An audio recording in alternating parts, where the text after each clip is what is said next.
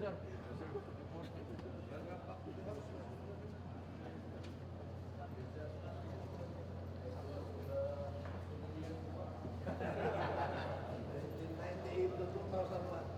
When you were still talking it over.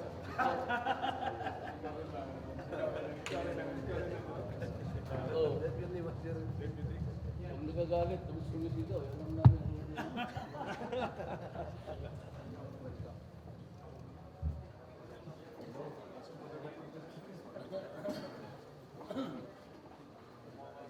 Napakan yung ano eh. Napakan yung ano. Pero okay lang natin. Hindi, okay. May sakit.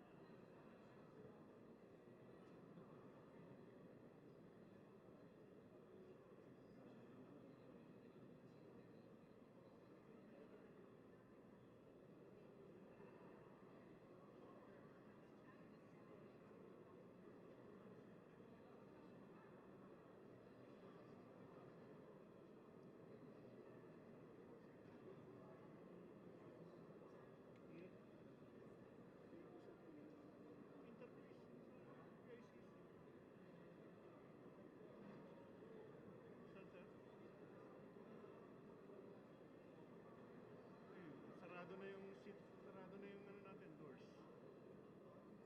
Sino yung sumingit? Oo. Baka sa gilid lang doon yung isang page. Ano mo sabi? Yung sumingit doon.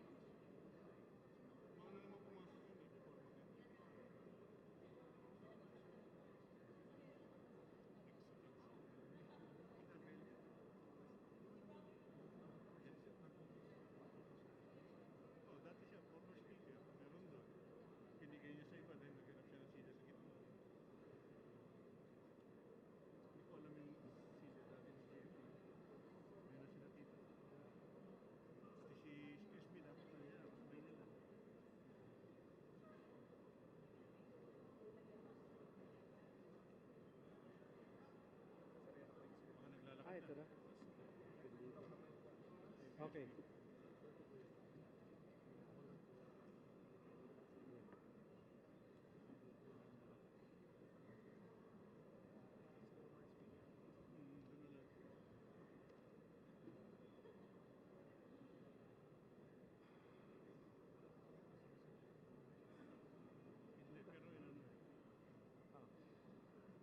Pagka dito na siya, di ba? Pagka dito na siya.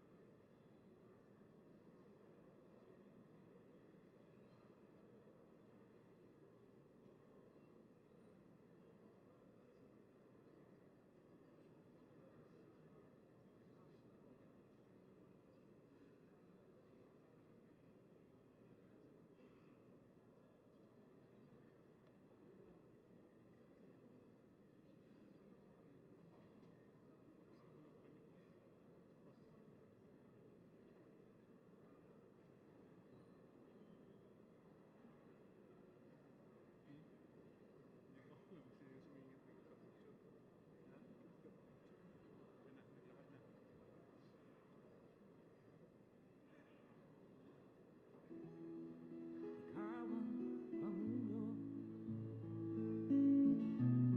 para sa pagbabago. Awa na ang bayan ko sa magnanakaw na tao.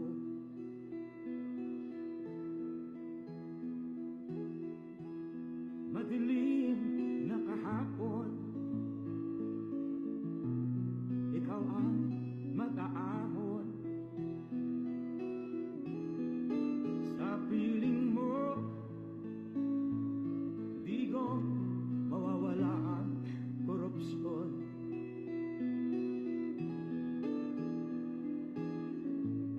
Tayo na, Pilipinas, tayo na magbago.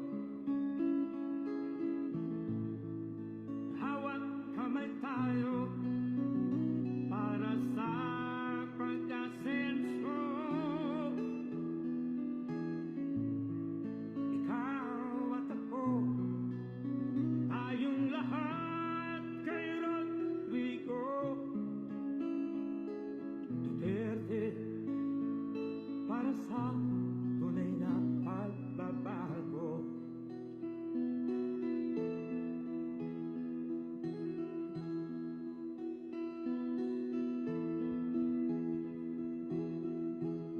Masdan mo ang paligid,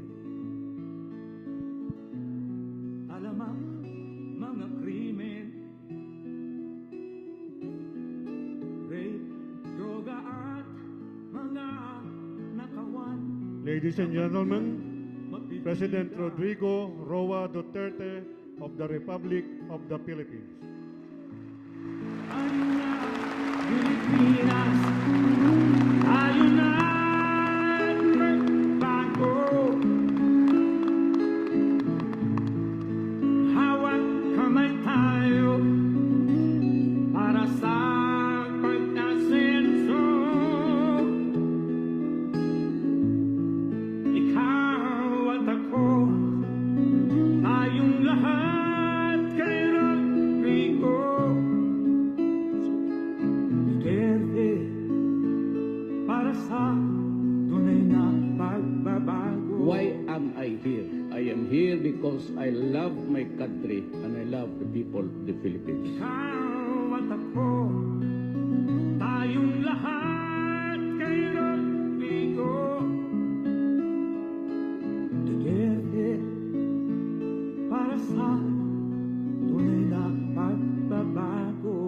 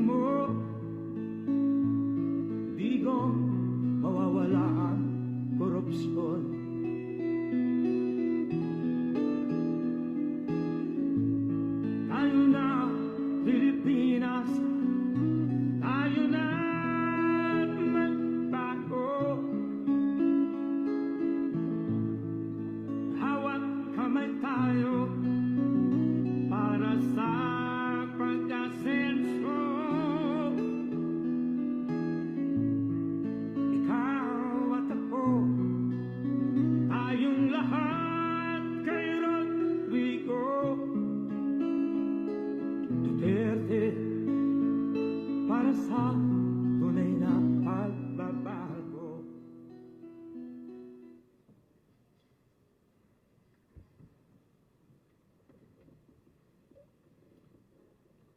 On the part of the Senate, the joint session is called to order.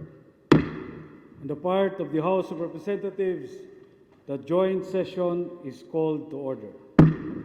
Please rise for the singing of the Philippine National Anthem to be led by Ms. Mona Lisa Mangilin. Bayang magiliw, pelas ng silanganan, alab ng puso, sa dibdib mo'y buhay. Lupang hinirang, duyan ka ng magiting, sa manlulupig, di ka pasisiil, sa dagat at bundok, sa simoy at sa langit mong bughaw. May dilag ang tula at awit sa paglayang minamahal, ang kislap ng watawat mo'y tagumpay na nagniningning, ang bituin at araw niya kailan pa may di magdidilim. Lupa ng araw ng luwalhati at pagsinta, buhay ay langit sa piling mo. Aming ligaya na pag may mga api, ang mamatay ng dahil sa'yo. Please remain standing for the nation's prayer.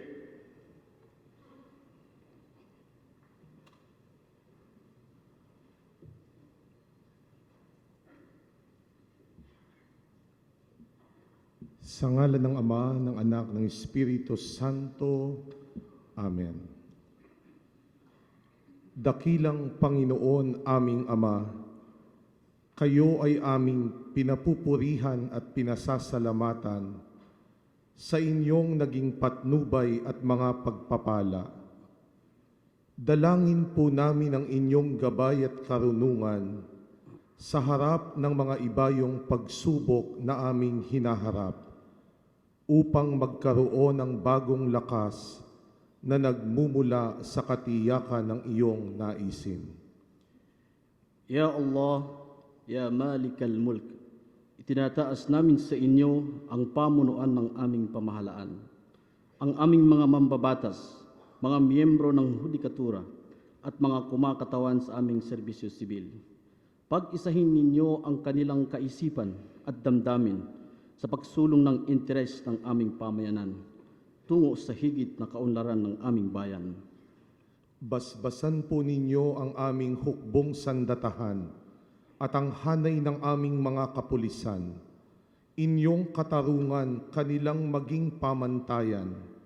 Ang inyong pagmamahal kanilang dagdag na sandata. Patuloy nilang mapangalagaan ang kaisahan ng aming bansa, lubusang mapagtagumpayan ang krimen at mga salot sa lipunan. Ya Allah, Ya Azza wa Jal, mamayani sa aming mga kababayan sa lungsod ng Marawi at Mindanao, ang diwa ng inyong malasakit at pagkakaisa. At sa puso ng bawat Pilipino, ang kamalayang kami ay isang lipi. Nagbibigay halaga sa aming mga karapatan, higit lalo sa aming tungkulin at responsibilidad, nakalingain ng isa't isa bilang isang sambayanang Pilipino. Mapagmahal naming Ama, turuan ninyo kaming mapangalagaan ang aming kapaligiran. Ilayo kami sa anumang sakuna, likas man o likha ng tao. Matuto kaming tumalima sa inyong kalooban, nang ang inyong itinakdang kaligtasan at kaluwalhatian ay mapasa aming lahat. Siya nawa.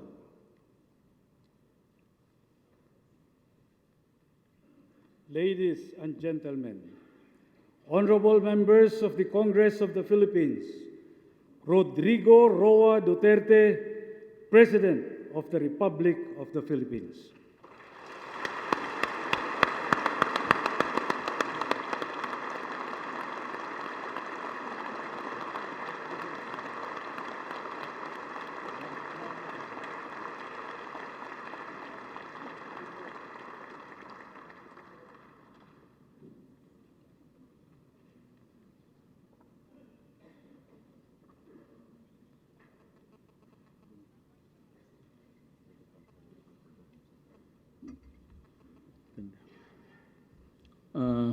Kindly sit down. Thank you for your courtesy.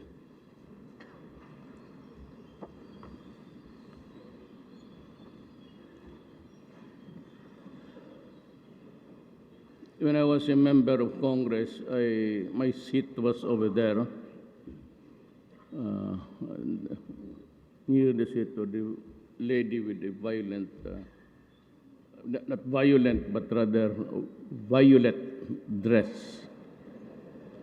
is seated. But I was always absent, together with the Speaker and Tony Boy Florendo, who is still absent until today. And that started, nandiyan ba? Sorry. But his propensity started almost 17 years ago when we were members of the 11th Congress. Senate President Aquilino Pimentel III and the members of the Senate, Pantaleon Alvarez, the Speaker, and the members of the House of Representatives, Vice President Maria Leonor Robredo, former President Fidel Ramos, Joseph Estrada, and former President Gloria Arroyo, Chief Justice Maria Lourdes Sereno of the Supreme Court,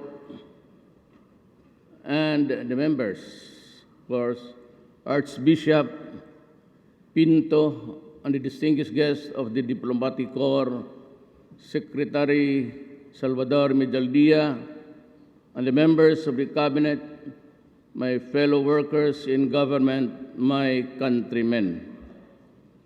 When I took my oath of office a year or so ago, I knew that our country was reeling from a multitude of problems.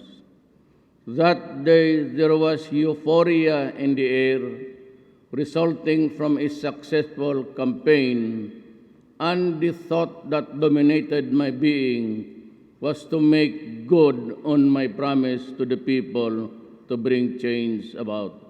Change in government, not a change that is passing, but a change that can survive the test of time.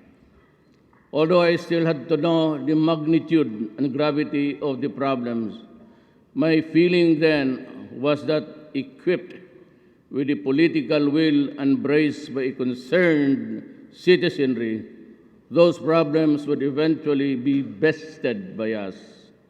It was only a matter of determination and collective action.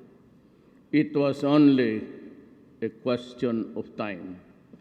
For as I saw it then, as I see it now, there is no problem in the world which can stop the march of a people with unflinching and tenacious determination. That was how euphoric it has been. Early on, I felt that if change was to be meaningful, it had to start with those occupying the highest position in government, because change that comes from below is more transitory than permanent. I was aiming for peace on permanence. Let change trickle down from the bottom. It has to be change that is not confined merely to the replacement of people by people, but a change in the people's attitude, disposition, and work ethic. Sadly, although we knew years ago that what was needed or ought to do, we did not do because our idea of government was parochial and we could not rise above family, ethnic, and clan loyalties, as well as loyalty to friends and co-workers. No one wanted to be snitched, That is why we are one in saying that genuine change is what this country truly needs. I believe then, as I believe still, that progress and development will sputter if criminals, illegal drugs, illegal users of drugs are allowed to roam on the streets freely, victimizing seemingly with impunity the innocent, the helpless. Worse yet, there were times when in the past when the protectors of the people were themselves the perpetrators of the very crimes they were tasked to prevent or suppress. It is ironic as it is madness. I have learned that the economy surges only when there is peace and order prevailing in places where investors can pour their capital and expertise. I have learned from experience in Davao City that investor confidence bolstered and fortified only if a potent force and mechanism for protection of local and foreign investments are in place. That is why I have resolved that no matter how long it takes, the fight against illegal drugs will continue because that is the root cause of so much evil and so much suffering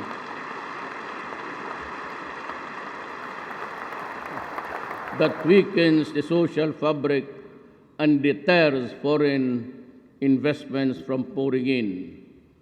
The fight will be unremitting as it will be unrelenting. Despite international and local pressures, the fight will not stop until those who deal in it understand that they have to cease, they have to stop, because the alternative are either jail or hell. And I will make sure, very sure, that they will not have the luxury of enjoying the benefits of their greed and madness. I do not intend to loosen the leash in the campaign or lose the fight against illegal drugs. Neither do I intend to preside over the destruction of the Filipino youth by being timid and tentative in my decisions and actions. To the critics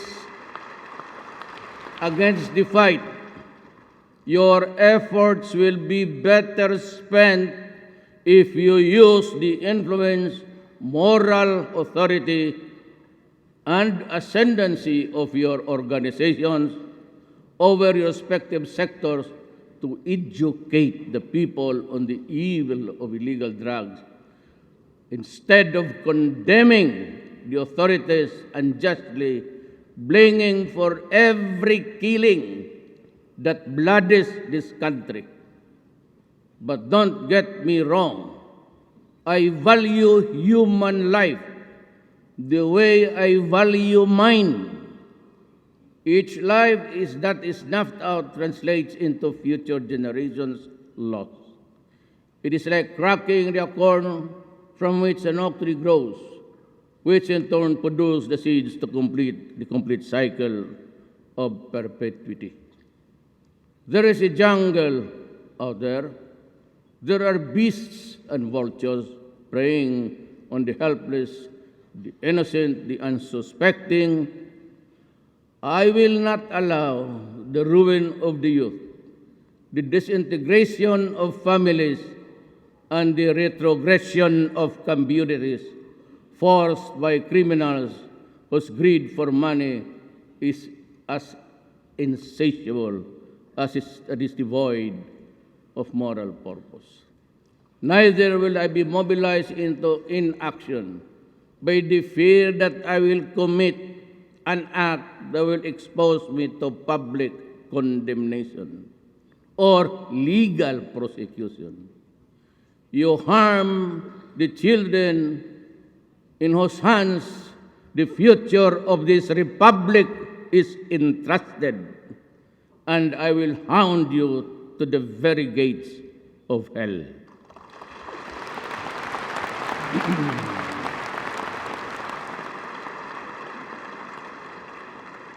That is why I ask you to join me in this fight against illegal drugs and all forms of criminality.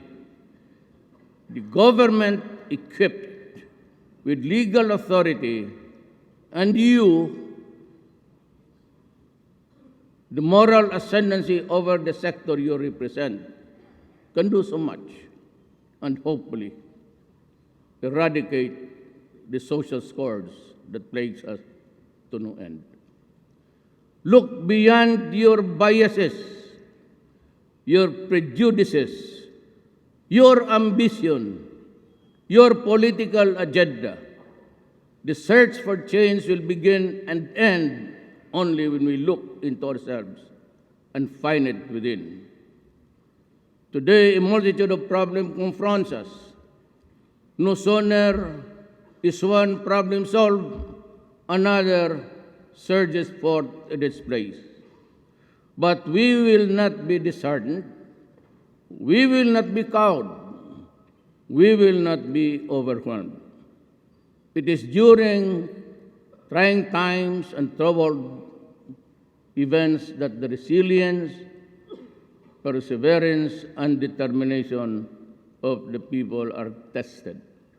The Filipino is no stranger or new fight to situations like the one we face today.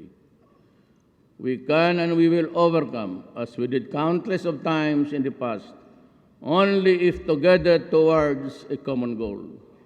Sad to say, despite all efforts, peace, especially in the island of Mindanao, continues to elude us. But of course, it is not the peace of the dead, but the peace of the living that we seek. Peace flits away like a butterfly when you try to snatch it by the wings. And our pursuit of peace continues. The Red Insurgency has been with us for decades, the Muslim issue for centuries. So much time has lapsed, so many lives have been lost, and so much destruction has been wrought. But peace eludes us still. Sometimes, I am almost tempted to conclude that peace might not be able to come during our lifetime. But believe me, it will not be for want of trying. And I will persist in our goal of attaining peace to the last day of this administration and maybe even beyond, although in a different capacity. There is rebellion in Mindanao. The extremists have declared it their purpose to establish a caliphate within Philippine territory along the teachings and beliefs of an Islamic State of Iraq and Syria, or otherwise known as ISIS. The Battle of Marawi has dealt a terrible blow to our quest for peace, especially now that an alien ideology and a radical shift in purpose have been injected into the local setting. I declared martial law in Mindanao because I believe that that was the fastest way to quell the rebellion at the least cost of lives and properties. At the same time, the government would be adequately equipped with the constitutional tool not only to prevent the escape of rebels who can easily mingle and pretend to be civilian evacuees only to regroup in another place to fight another day, but also to prevent them from spreading the gospel of hate and violence in the rest of Mindanao.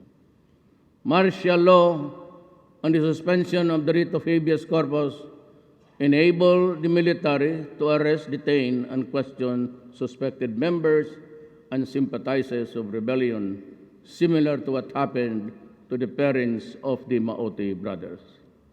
As President, I am reiterating my unwavering support and commitment to the soldiers of our armed forces and members of the police force.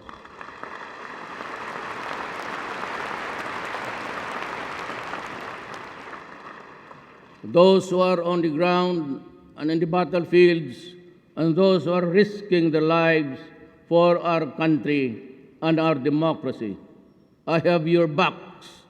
To those who oppose and think that all these are efforts that are out of order, I hold myself, me and me alone, should be responsible. The people of Marawi need help. Caught in the crossfire between government troops and Muslim extremists, they have been through hell, and we need to help them rise and move forward. If we cannot provide for the poor and the needy, who are many, then we will not be able to keep from harm the rich, who are few. On the vanguard of our struggle for peace and order are our armed forces and police. They are the silent heroes who risk their lives every day for our country's security. And in recognition of their valor, we have crafted a program to provide them comprehensive social assistance, including financial, should they meet harm in the performance of their duty. For the family left behind by those who fell or are rendered totally disabled in the line of duty, we shall provide shelter, health, care assistance, education, and employment. That is my way of telling our troops, never fear, do your duty, I stand behind you. So does this government and all its agencies.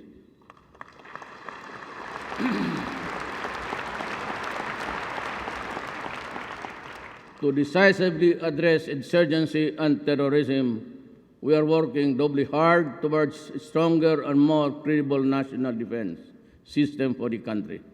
We continue to strengthen the defense capability of the AFP as a deterrence against terrorist, lawless elements, and other threats. My fellow citizens, what I have said so far about events in Marawi and its neighboring environs is only a part of the looming problem, which will cut across all classes and all sectors of society and eventually affect the entire country, from north to south, from east to west. Given the fact that Mindanao supplies a great deal part of our country's requirements, food requirements, I refer to climate change, which could bring drought, long dry spells, affecting food production in Mindanao. Given the fact that Mindanao is unusually warming, I ask all agencies involved in food production to look into this and act accordingly. Also, I am appealing to all our legislators to immediately pass the National Land Use Act, or NALUA, to ensure the rational and sustainable use of our land and our physical resources, given the competing needs of food, security, housing, business, and environmental conservation. Ours is a rich country, worth that this country is almost endowed with a gift from God to be utilized for the welfare and the common good. I do not believe that this gift was given to us to be merely viewed or appreciated, but to be extracted from the earth and utilized to make life worth living. That is why I say that it is not enough that we mine this wealth. What is more important is that we convert the raw material thereof into finished products for international and local purposes. That way, it will not only be the few who are the rich, but also the poor who are many who will benefit therefrom. Therefore, I call on our industries, investors, commercial barons, to put up factories and manufacturing establishments right here in the Philippines to process our raw materials into finished products.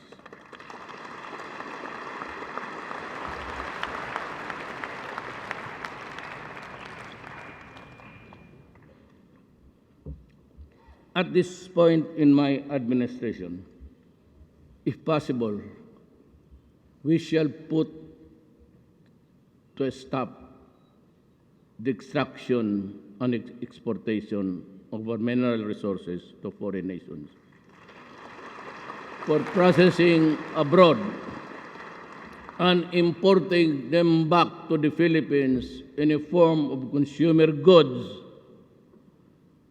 at prices twice or thrice the value of the original raw materials which foreign corporations pay for them. However, in the extraction and utilization of these resources, extreme care must be exercised, that we do not recklessly and needlessly harm the environment. Responsible and regulated and sustainable development is what we advocate and require.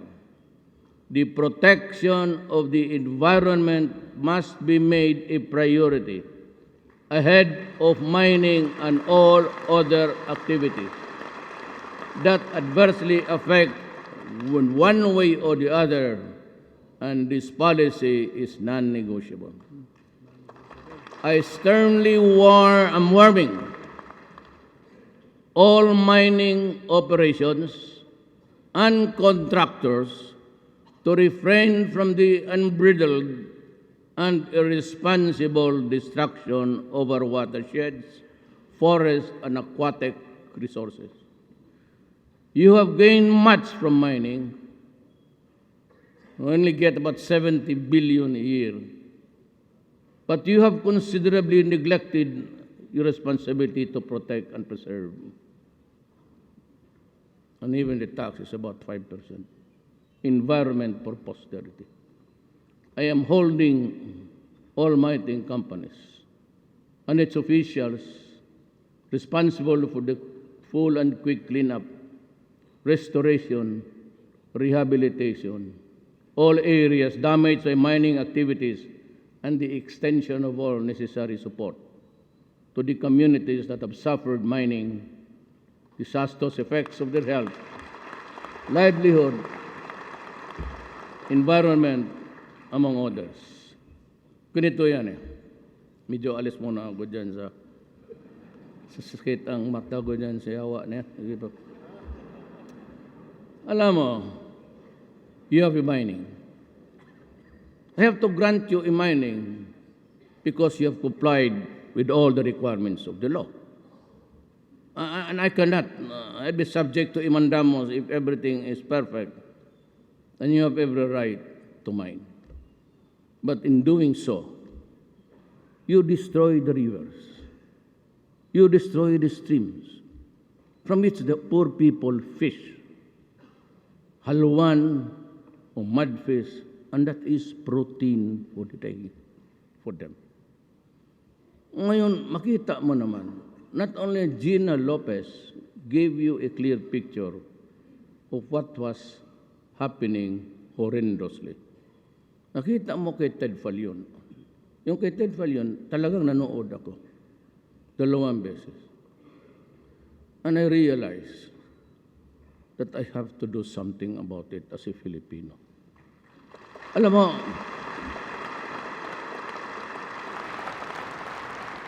okay na yung mining.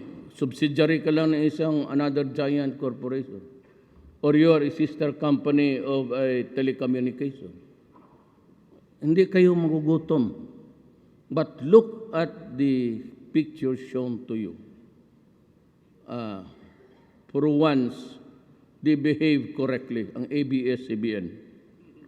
Tignan mo yung pelikula ni Ted Filon. I salute him for coming with it.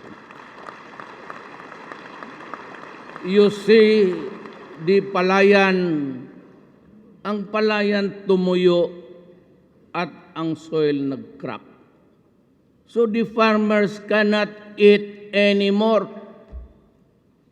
They are reduced to the garbage of what you can get there, salvage anything and sell it to the scrap. Ganun ang nangyari sa Pilipino. Hindi ko kayo kalaban. As a matter of fact, you give government almost 70 billion. Pero actually, maliit lang yan. Ngayon, nakikita ninyo itong mga palayan na tumutuyo. And the rivers, wala ng isda. The only source of protein. Hindi ka naman pwedeng maghunting. May makita kang eagle dyan, barilin mo, priso ka, pakainin mo yung... So, saan mo try to go out. Sumama tayo, kayo sa akin. And try to see how hard it is for them to survive. Ito ang gusto mo, ganito ang pangyari. Total, sobra-sobra naman yung pera ninyong address. Totoo lang. Mayor ako, I can look at your corporate earnings, your sister company, I can pierce the corporate identity, kayo rin pala. Aniwid niya sa mga newspaper. When you are not supposed to, pag in newspaper ka, you are supposed to be 100% Filipino. And yet, when you start to pierce their identity, it is pala wholly owned by Americans. Gano'n ang nangyari. Just a matter of piercing the... So, wala masyado ako. ABS, Rappler, kayo ba yan? Have you tried to pierce your identity and it would lead you to America? Do you know that? And yet the Constitution requires you to be 100% media Filipino.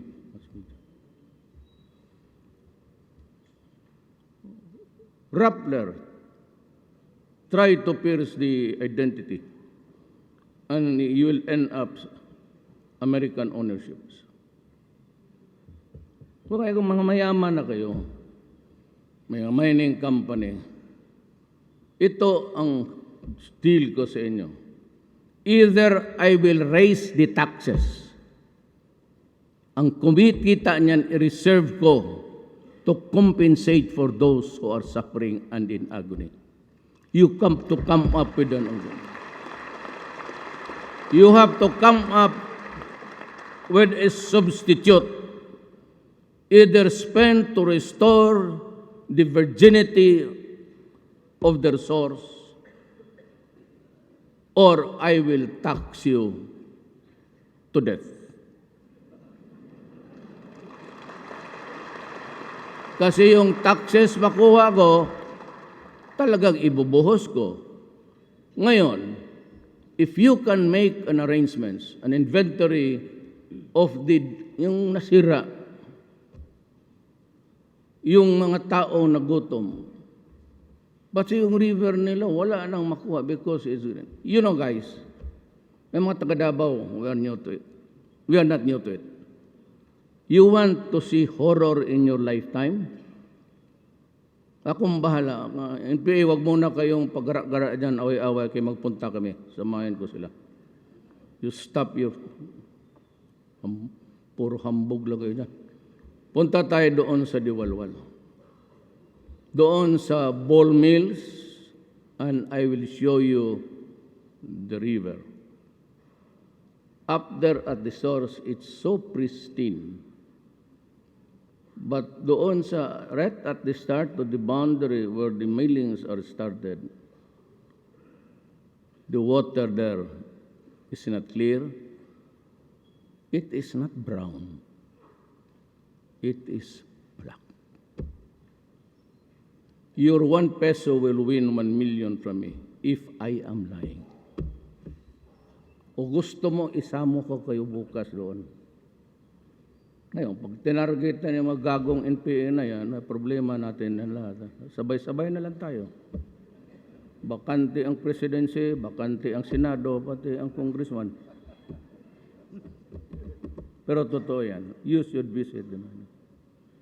Even the first spade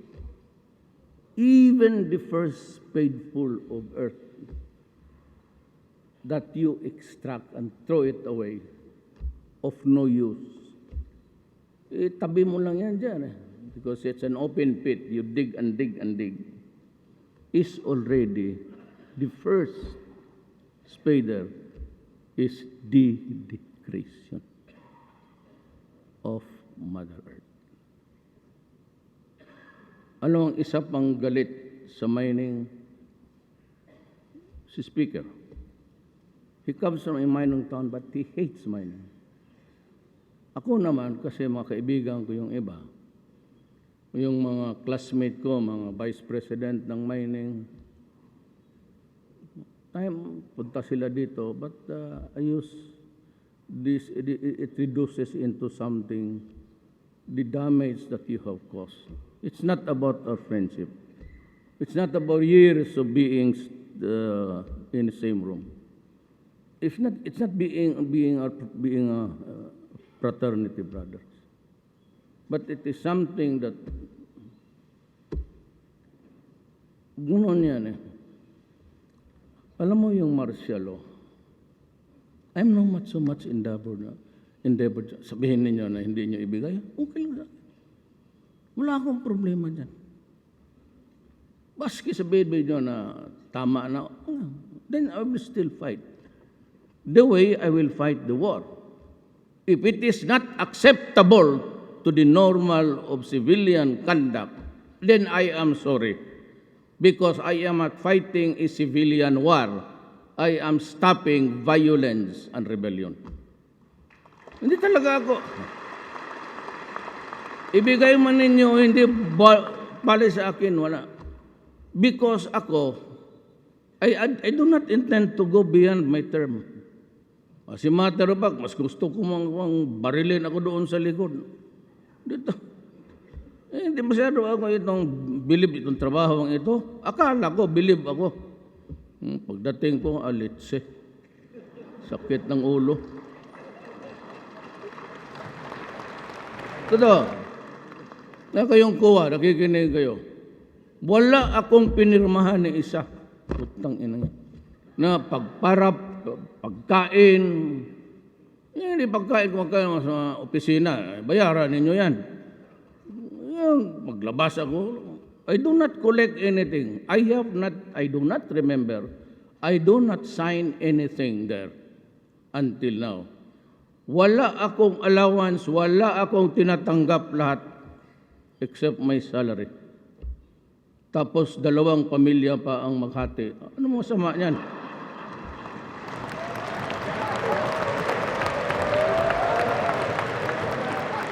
Bigay pa yung pagpagpag dyan. Lahat naman tayo. I can count by not even the 2 hands. 1 hand lang na exempted sa rule na yan. 2, 3, 4, 5. Lukuhin ninyo ako. Ba tayo pa ba maglukuhan?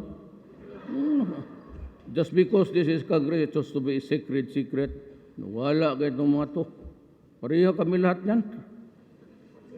Ayaw pa tumawa, kunwari.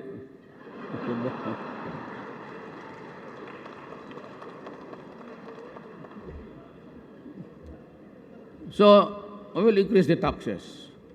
Then I will think of something that will compensate or make up for the damage, or at least the income restored. Yeah, otherwise, I'll have to stop mining. I will ask you to stop it. It's not good. We are a small group of islands. Hindi naman marami. The coastal, marami yan kasi maraming paikot-ikot. But if you put in a contiguous territory, maliit lang tayo. And yet, you must remember that there are so many billions of the future generations waiting in the stratosphere. Ang gusto ninyo para hindi na kayo magdamay, huminto na kayo ng ano. Then let us go to, because this is not end here. How about the billions and billions and billions of Filipinos that will come after us? Kawawa naman.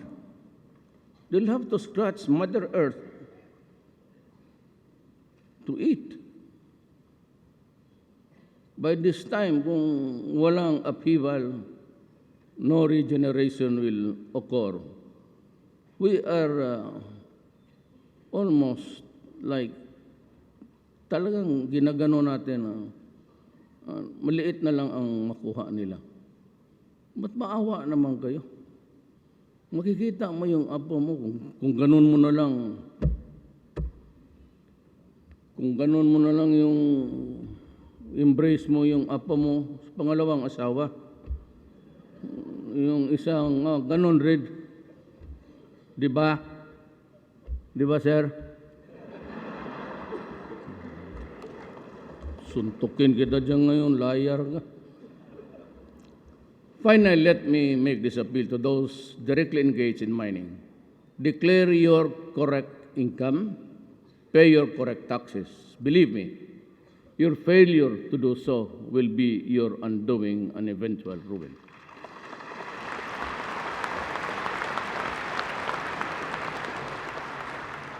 Hindi na ako makatakbo, matanda na ako. I don't think I'll even survive the 5 years. Pero pagka sinabi ko, upakan talaga kita. To our employees and officials, the LGUs tasked with monitoring these mining operations within their territorial jurisdictions, do your job without fear or favor. Absolutely responsible you for any misdeed or failure in the mining entities that do not comply or comply with the guidelines, rules, and regulations governing mining operations and activities within your area of responsibility. I mean it. Do not try to test my resolve. Absolutely, I have nothing to lose except my life. While we can control the acts of man, no one can control to stop and the fury and the rampage of weather gone wild. When nature fights back, it does so with a vengeance. We have seen that the terrible toll that the super typhoon Yolanda and the succeeding typhoons exacted in terms of human life and property. And we still have to recover from the beating that we got both during and in the aftermath of those mega typhoons. Aside from droughts, tempests, and other problems, taking ship, which according to the OST Philbox, it is no longer just a distant possibility, but a probability earthquakes. The series of damaging quakes in Leyte, Surigao, and nearby provinces and islands attest to this. We were told that it is no longer a question of if, but a matter of when. Thus, we need to act decisively and fast because the threat is huge, real, and imminent. Come to think of it, really. Is there, they say that there is no perfect instrument or human acumen can really predict earthquakes. I hope it will not come. Kasi kung magdating, sabi dito lang yung big one, I hope it would be just in the mountains and in the rural areas. Because if it's right, sabihin nila, tinatakot nila ang kasi dito in this beach, I reviewed it last night. I am calling both houses of Congress to expeditiously draft a law establishing a new authority or department that is responsive to the prevailing 21st century conditions and empower to best deliver the enhanced disaster resiliency and quick disaster response. While the law is crafted with extreme urgency, we need to undertake immediate action to ensure disaster resiliency and effective response in the greater Manila area, which is our country's seat of governance, center of business, commerce, and academe. Disaster resiliency of Metro Manila and the surrounding provinces is a matter of urgent concern. Yan, nandito yung tinatakot nila dito because of the high-rise buildings and ilang tao nakatira dyan. Kung paya ka ito sa isang sinkhole, I mean, if it cracks and it goes down, can we still manage to go up? God, wag ngayon ha, kaya nandito ako. Hintayin mo lang sila dito nag-aaway. I am directing the Cabinet Cluster on Climate Change and Adaptation and Disaster Risk Management to immediately work hand in hand with the concerned LGUs, the private sector, and the affected communities themselves in undertaking disaster measures, antidotes. We will need to act and fast. With the foregoing said, what then is the state of the nation today? I will mince no words, and neither will I window dress the situation. We are in. Let me answer into brief sentences. We are in for trouble because we live in troubled and uncertain times. And I feel that things might get worse before they become better. But like I said, I hope we will cope. We hope and pray. The West Philippine Sea issue and federalism are matters that we have to tackle sooner or later. On the other hand, despite the recent gains in improving the peace and order situation in the country, there is still so much to be desired. And if we are to completely eradicate the menace of illegal drugs, criminality, and corruption, we must do it. I therefore ask Congress to act on all pending legislations to reimpose death penalty on the heinous crimes, especially in the trafficking of illegal drugs. There is a There is a short clip of CNN about people in Massachusetts. Was it there? Yung clip nila nga pinakita. Tinignan, pakitingin na, it's repeated for almost every week ata yung mga short clip. Tingnan mo yung mga tao doon na hinayaan nilang They are there, they live under the bridge. They're getting thin, they're doing nothing. Pag gano'n lang sila, tapos popos na and they are aplenty there. They do not work, wala. Tapos sabi ng UN, is he here? Are you there, yung UN representative? Na sinabi mo na sabok will not affect the brain. Are you here? Raise your right hand if you're here. Do not worry. I will just, do not, the word, delude us into yung mga ano ninyo na, but we know every day that one family rape, dalawa, all are dead.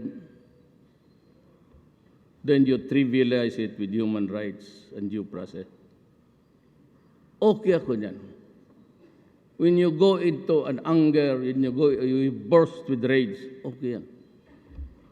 But with so many killings as brutal and as cruel as what happened, if you add human rights and due process, you stink and your mouth smells. If you want to criticize, condemn the act, stop there. But do not give the excuse or do not make it trivial by saying human rights at least must be protected. Yan ang pinakabugok magawa ng isang tao. When you criticize, stick on one topic.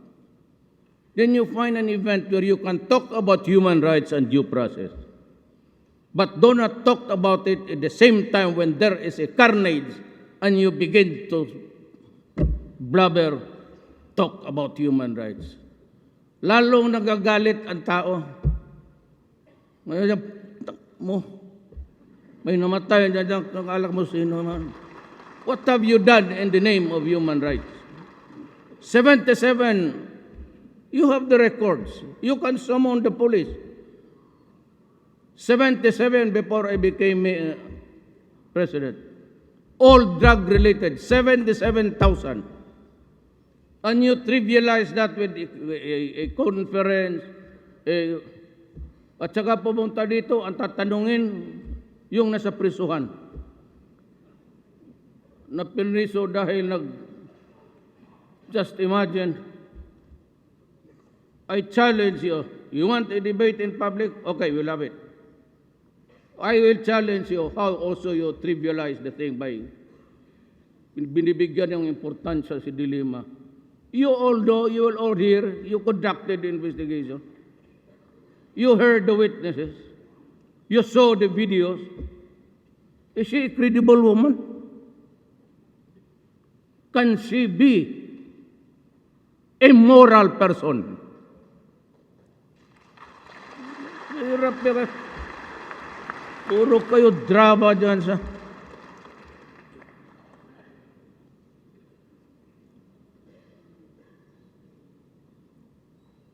When you talk about that incident, talk about it, then condemn the police. But do not connect it with due process and human rights. Magbuka kang gago sa harap ng Pilipino. You know why I got this rating? I could not be brighter than you. And my work is not more important, or your vocation is not less than mine. But when you talk in public, carry the proper message. Kaya mag-itito kayo, binibombahan kasi ako ninyo ng ganon. Sabihin na ng mga tao, tama yan. Tama yan si Duterte. Kasi nangyayari. Kayo parang fruit samp, pag ganon-ganon. Pag na may namatay dyan ng maraming massacre, na rape mga bata, hindi kayo umiimik. Maya-maya pagdating ng mga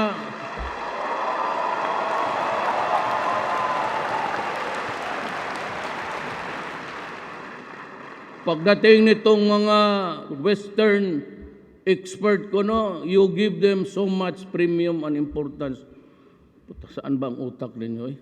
Bakit kayo believe dyan sa puti? Tingnan mo ang puti. Panahon ni Obama. Una yung spokesman ng State Department. Kala mo sino? Kala na mas bright pa sila sa akin. Then the staff of the President, then Obama. Would like to remind Mr. Duterte that the policy of the Senate. Yari ako. Pagdating ni Trump, oh yes, Mr. President, I've been expecting your call. You're doing it all right. I'm doing to this and this goddamn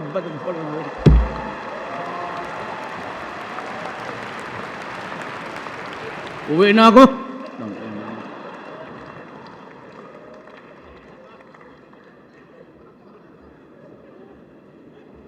So, that's the value of the country that you value. Ambivalence. Parang electric fan. Okay dito, hindi na okay. It's vacillating. Tapos kayong mga Indians, believe kayo.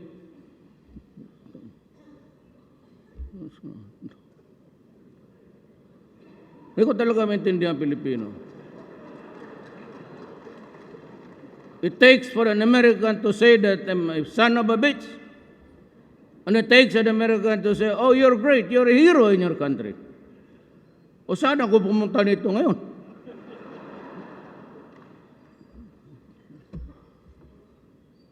It is time for us to fulfill our mandate to protect our people from these crimes that have victimized. You know, wag ninyo akong takot-takotin yung preso yung International Court of Justice. Shit, I'm willing to go to prison for the rest of my life. Ang importante sa akin, ginawa ko yung gusto ko.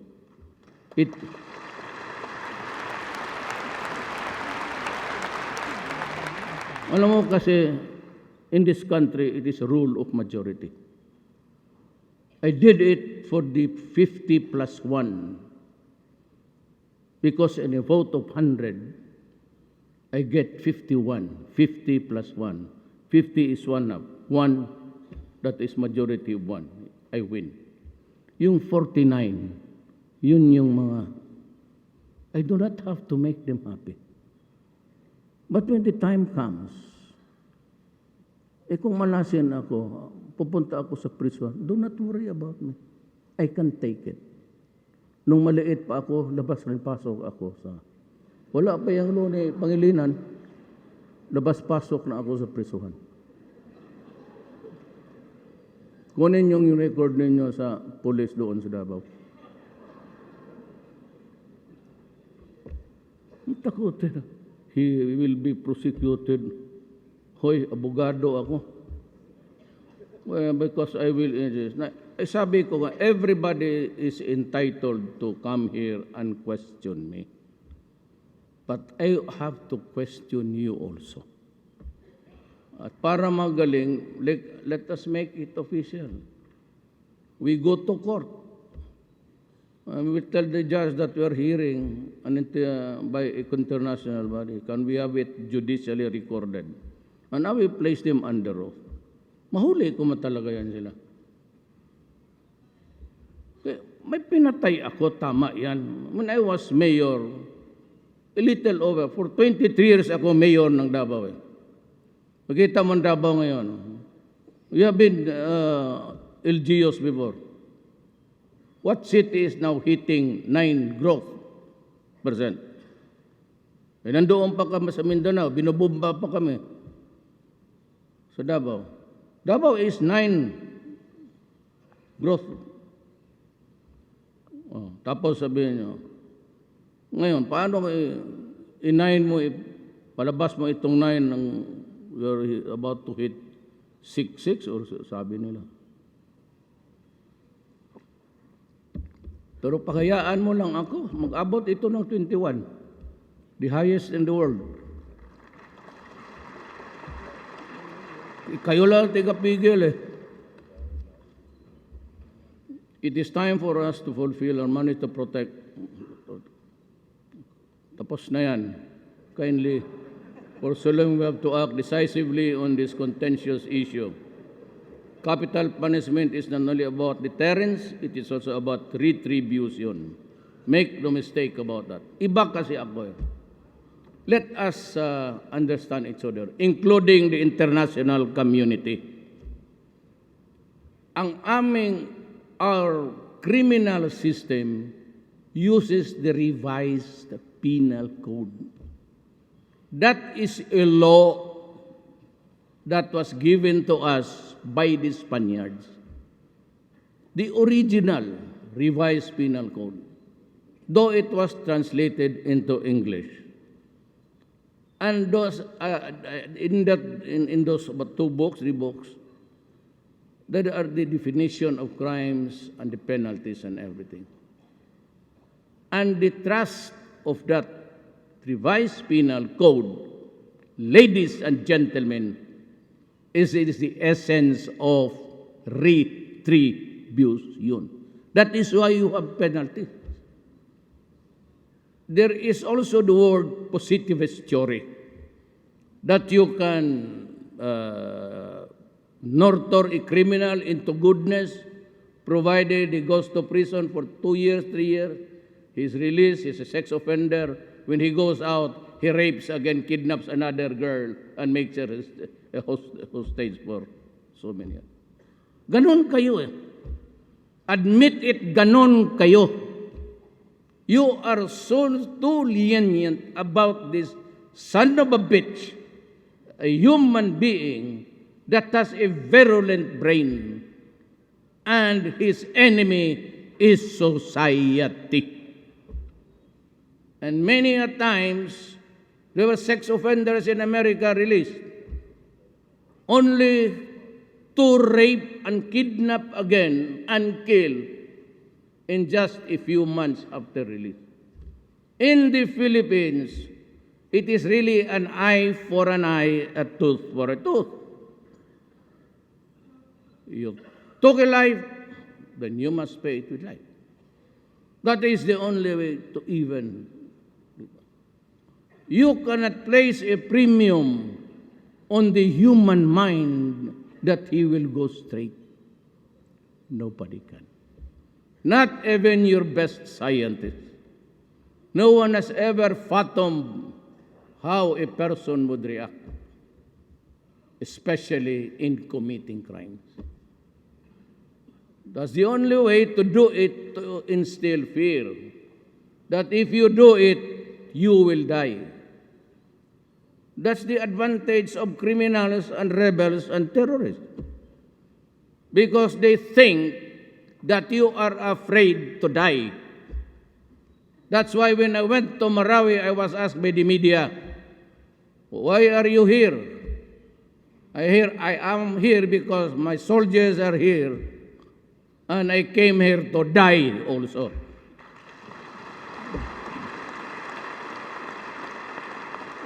Because in a battle, in a fierce encounter, you have to be of equal equanimity. Gusto siyang mamatay, gusto ko rin mamatay. Ano sa atin? They say that they use the name of God. In the Christians, we have the same thing. I read the Ecclesiastes 3. What does it say? Even during elections, there is a time to be great and a time for defeat. A time to be in disguise, emblazoned there, and a time to be known as somebody. A time to have money, a time to be hard up. A time to just walk so many kilometers to school, and a time for graduation and being a lawyer. A time to be, I don't know what I am now, but there's always a time.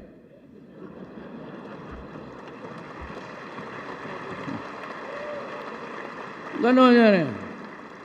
So I will match you. Pag sinabi mo, gusto kong mamatay, anak ka ng dalawa tayo. That's why this bully, I had dinner with them sa bayan. Itong NDF, because I used to be friends really with the NDF. I was crossing the by ideological borders before.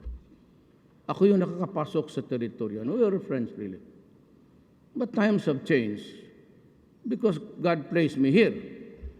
And I take care of a republic. Ganon. Sabi na doon, bully daw ako. Tarantado pa lang kayo. Talagang bully ako. Utang ina. Talagang bully ako, especially to the enemies of the state. Talagang bully ako.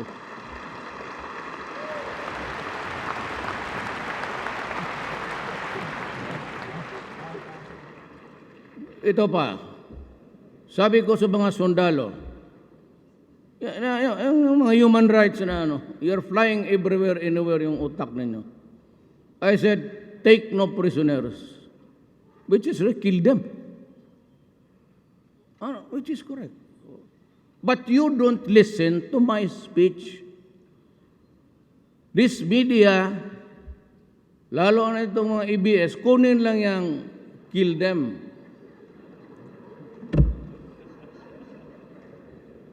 Yan ang problema ninyo, kaya minura ko kayo. Walang presidente na pinutang ina kayo because you are not behaving. Now you're asking me for talks.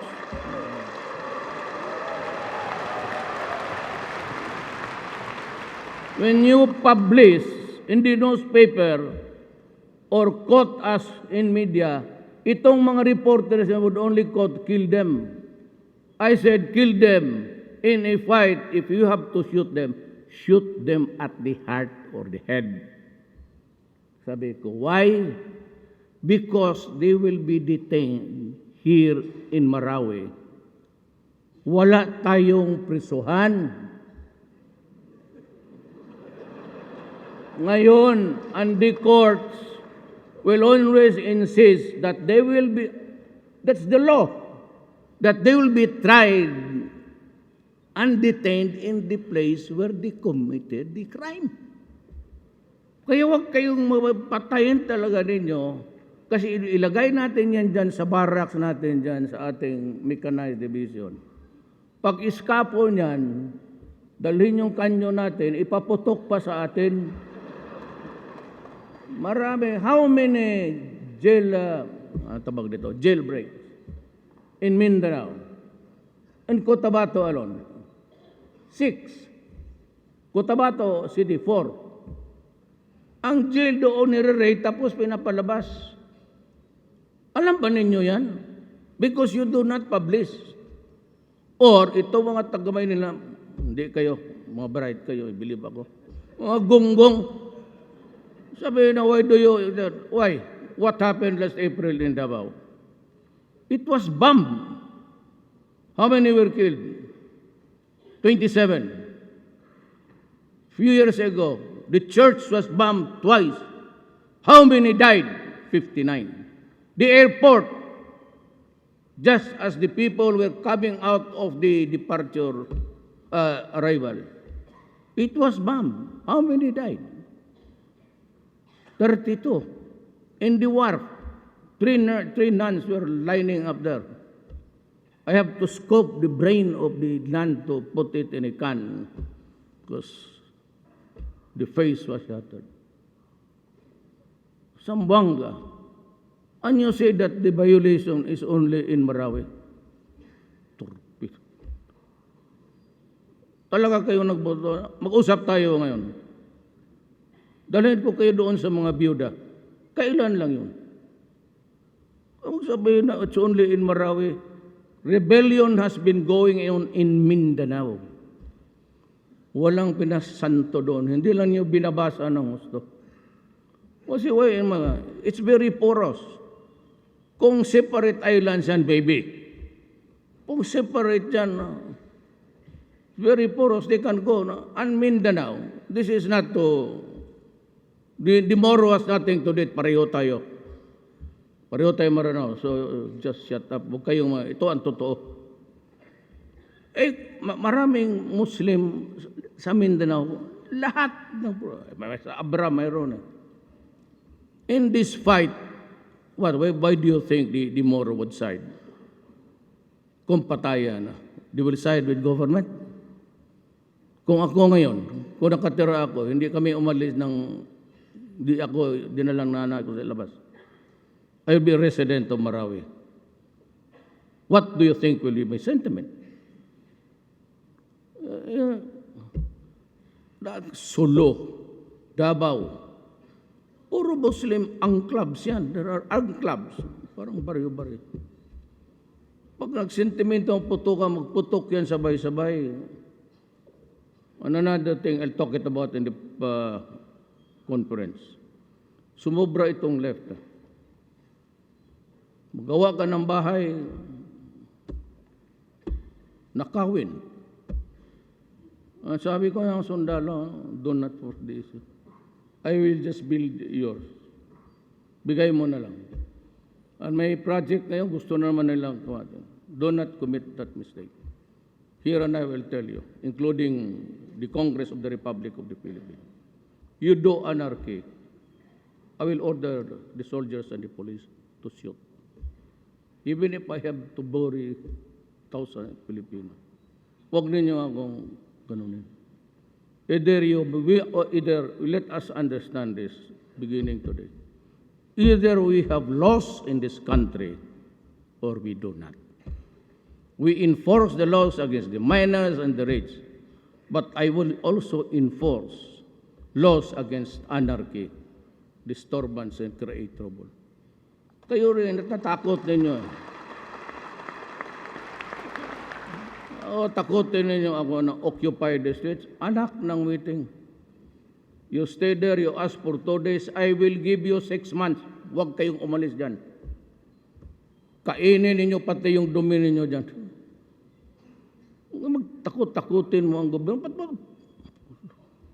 I'm sorry, I've exceeded my time, but kailangan ko sabihin para maintindihan rin na total na nandito na lang rin ako sa media, nakikinig pati lahat. Kayong mga left, I will not talk to you. Why should I?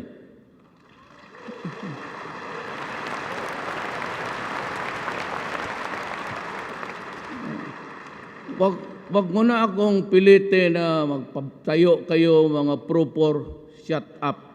Wait for 2 years because I have, this is my proposal. I may be totally wrong and I will accept it, but this is mine. From now on, I will save money for the armed forces of the Philippines. We have lost so much soldiers. And there are thousands already incapacitated to fight. Pati yung pulis ko, araw-araw ninyong inaambos. Pati ang convoy ko, kasi doon ako magsakay, inambos nila. Pati ako ang gagom, pati ako patay na, sabagay, malayo ako doon. Pero convoy ko kasi yun Hindi lang ako doon sa Alam mo, ginamitan nyo ng machine gun. Kaya lang armorized. Kaya yung mga congressman, senador na ayaw ninyong baka may kalaban kayo. Asawa ba ninyo yung katira ninyo ngayon? O inagaw ninyo? Pa-armorize ninyo. Totoo, proven M60. Alright. Si Todrilon, M60 sir. Hindi talaga tumaanas. Pati binara na nila. Nasira na lang yung barang. Hindi talaga nila. And the soldiers inside will order all the time. Minamasinggan na, hindi tatalab. Kaya magago pati yung convoy ko, may ambusin. Hindi nila alam na nakasibat na ako.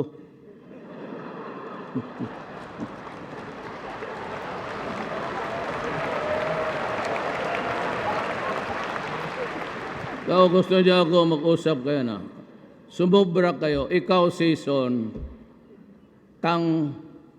mag-inom ka ng yung orange. Matanda ka na, kayong Pilipinas na kinig, buong Pilipinas, kayong mga bata, kayong mga lumad natives. Ito matatanda na ito, season is sick. May colon cancer. Ang gastos ng Norway, sumurrender na siya. Kasi naging issue sa politika. This government who sponsored those, who provided the good offices, matatalo sa eleksyon dahil sa issue dyan. Kasi pabalik-balik ang mga buang kala mo, mga turista. Wala na ang pinag-usapan. Pagdating dito, gusto ng ganito, gusto ng ganito. Lulo mo.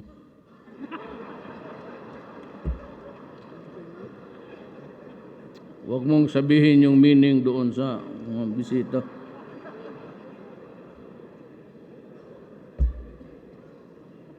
Pura na ko ba? Talagang ako, sir? Masyadong demanding. Hindi naman kayo nanalo ng elections si minsan. You cannot even hang on to a barangay. And you keep on killing people. Hindi lang yung mga pulis, pati yung mga civilians na ayaw magsali sa kanila. Kaya sabi ko talaga, buang ka. Ang sinabi ko talaga, pardon po sa pinutang ina ko talaga siya. The other day sa Davao. Sino tinatakot ninyo? Katanda-tanda na ninyo eh. At lahat tayo mamatay. Kayong mga na iwan dyan sa karsada, mabuti pa umuwi kayo. Wala kayong makuha dyan sa komunista. Do you think that if the ISIS prevails in this country, that you will have a place in their society? You must be awfully stupid. As stupid. Wala kayong makuha. Lahat ay damay.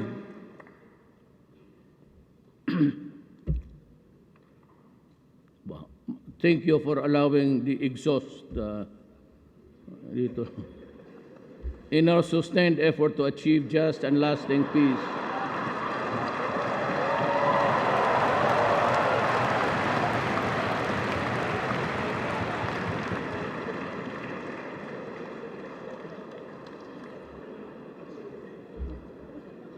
Class, be courteous. So do not make a noise. The visitors are listening.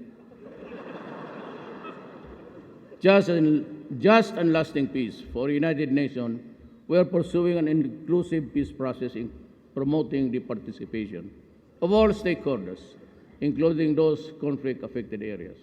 We took steps to promote inclusiveness in the Bangsamoro Transmission Commission by expanding its membership to Executive Order Number 8, which I signed in November last year, by giving representation to indigenous peoples, women, children, and sultanates, and key stakeholders in the drafting of the Bangsa Basic Law. We ensure a Bangsamoro government that truly reflects the aspirations of our Muslim brothers and sisters as well as our indigenous brethren. We have embarked on various initiatives to advance our national interests in the global community.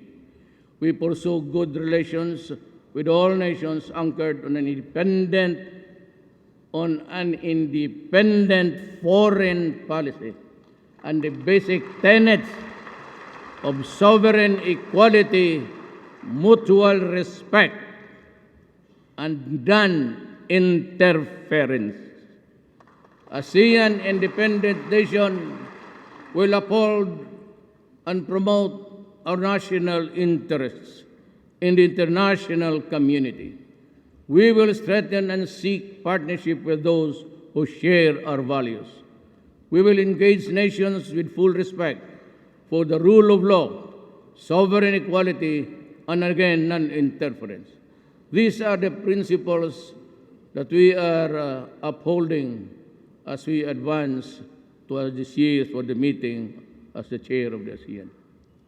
We have cultivated warmer relations with China through bilateral dialogues and other mechanisms, leading to easing of tensions between the two countries and improved negotiating environment on the West Philippine Sea. At this point, allow me to take a step back in time in 1901.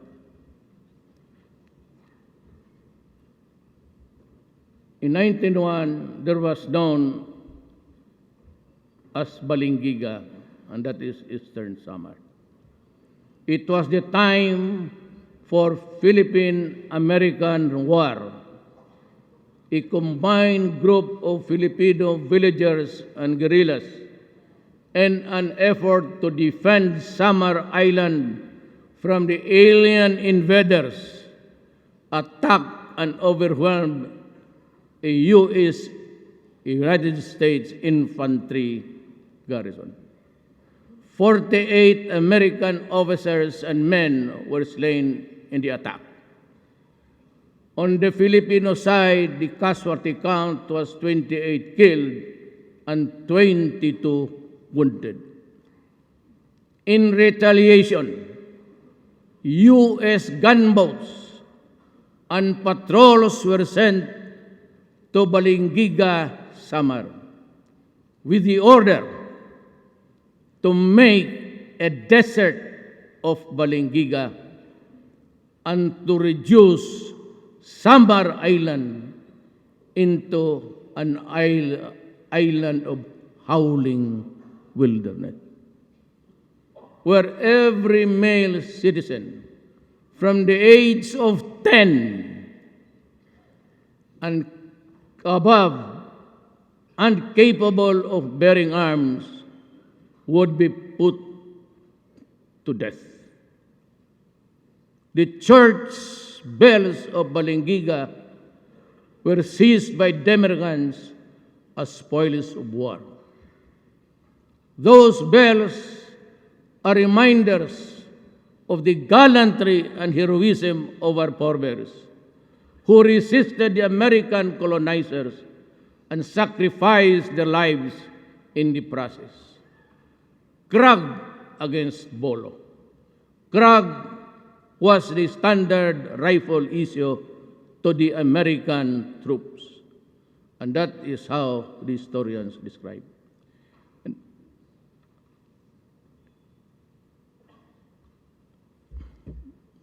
Nauna ka, pababa mo. Di, baba mo, pataas yan. Mahirap talaga itong director ka, ikaw pa ang speech. Ministers describe, sige, the Philippine-American War. That is why I say today, give us back those Balingiga bells.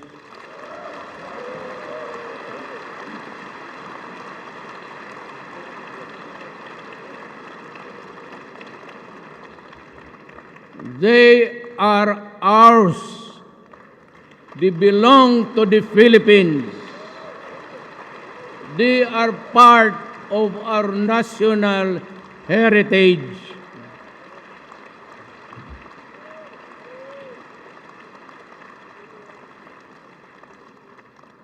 Isauli naman ninyo, masakit yun sa amin.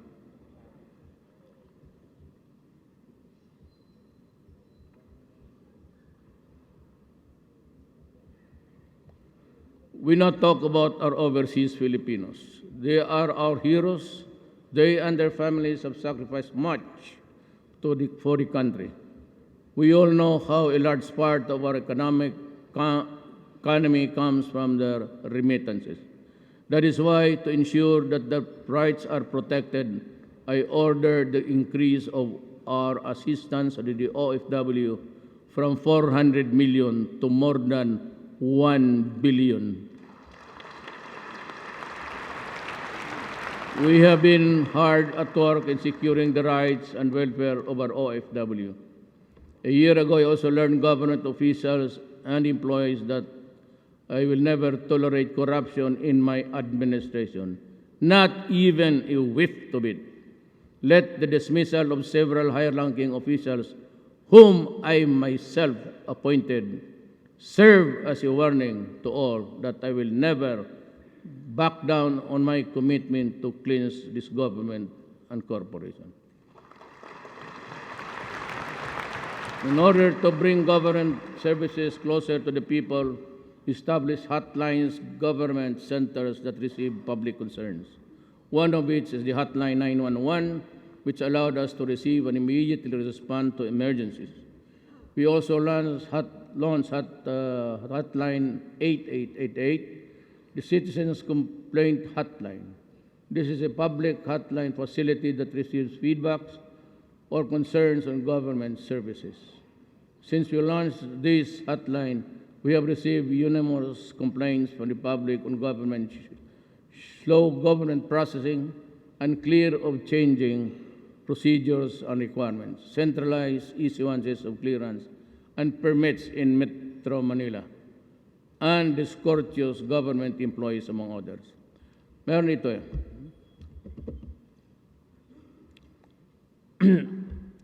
Time and again, yung pagtransact ng ordinaryo, the ordinary people who don't track business in government. In the last ASEAN Ministerial Conference, I don't know why Malacan has to, my office has to do some work for all the others, like itong mga barong. It's always that outfit takes care of the attires that will be given to the ministerials, this time to the heads of state. Alam mo, I'd like to address this myself to government. Iyan bang bayaran? Pabalik-balikin ninyo ang tao. I know that because I've been mayor for 22 years. I never allowed it in my city. But dito, alam mo yung mga sastre, dyan sa Paranaque hanggang Cavite, yung mga tiluring dyan, ang negosyo lang yan involved. Boy Scout, teachers uniform, Girl Scouts, naghahabol yan sila ng mga kontrata. And they are just the stores that you find along the way until Cavite. They group together during times of ganito, may ASEAN, and they look for a person to represent them. This is not no offense intended, but usually they look for beautiful women, young, who will do the talking, arrangement, because it's the reality of life. But the beautiful women gets the attention always. Tapos, pag na-deliver na nila, nasukatan na, pabalik-balikin ninyo. And right there in Malacanang, it happened. So I will fire the lady, whoever was connected with it, as I have fired everybody else.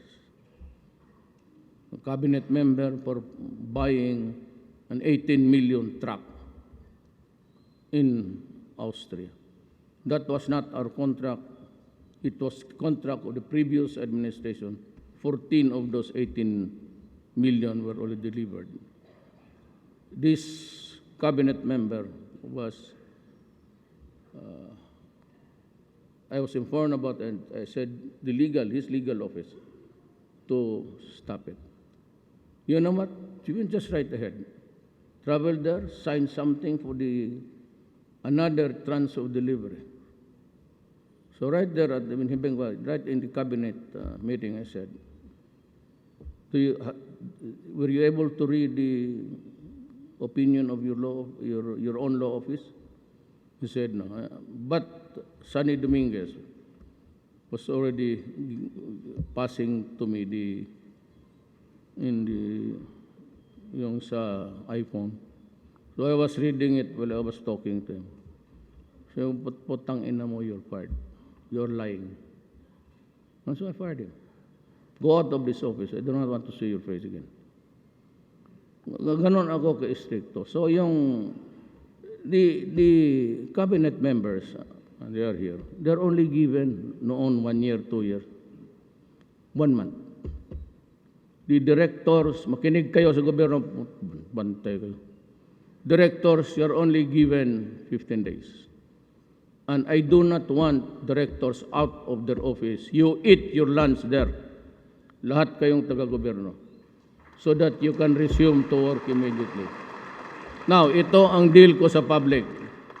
There is the 8888. I cannot stop corruption and wrongdoings if you do not cooperate.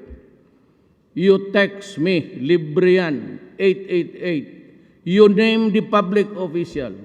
Name his sins in that bulletin, and I will take it from there. Do not be afraid about libel. I will take care of that. Yun ang gawin ninyo. I have to have your help. Hindi kasi kayo wala yan. Lahat. Police, military, lahat. Pati ako.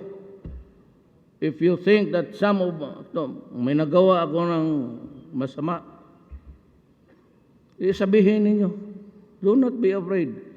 We are all workers of government. Kayo yung employer namin. We get the money from your pocket to our pockets.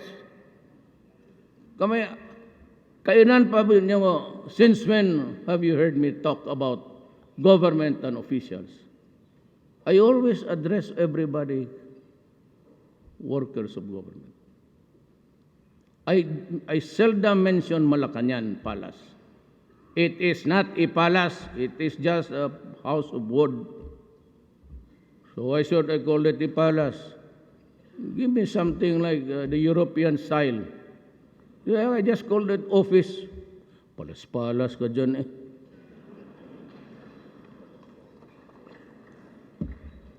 And besides, all the rats of Pasig are there. Just beside Pasig River. So yung lahat ng mga daga dyan kung saan-saan, doon naglalanding. It has a wild field. And they are not killed because they are presidential mouse. Ayun ang sabi ng sundalo. Sir, hindi daw ipagbaril kay presidential mouse. Putang ina, mabuti pag mouse dito kaya hindi pa pinapatay. Yung tao, kinakatay ninyo.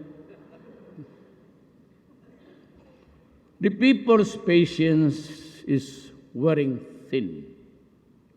So is mine.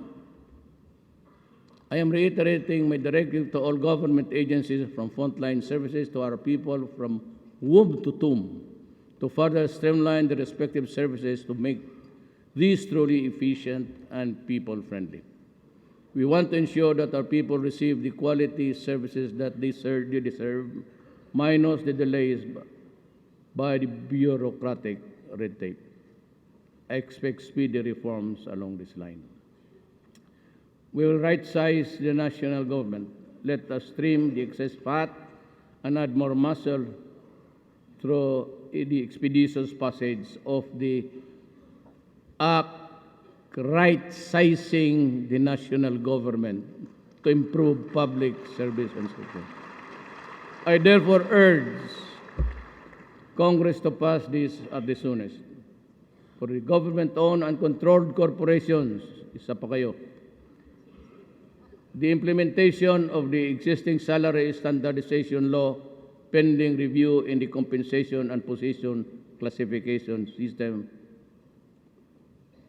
It's excessive, extravagant, and unconscionable. Salaries and allowances, incentives, benefits, and bonuses across the government-owned or controlled corporations at this time increases will have to pass by my office. And I am not inclined to increase your allowances, bonuses, and salaries at this time. Wala.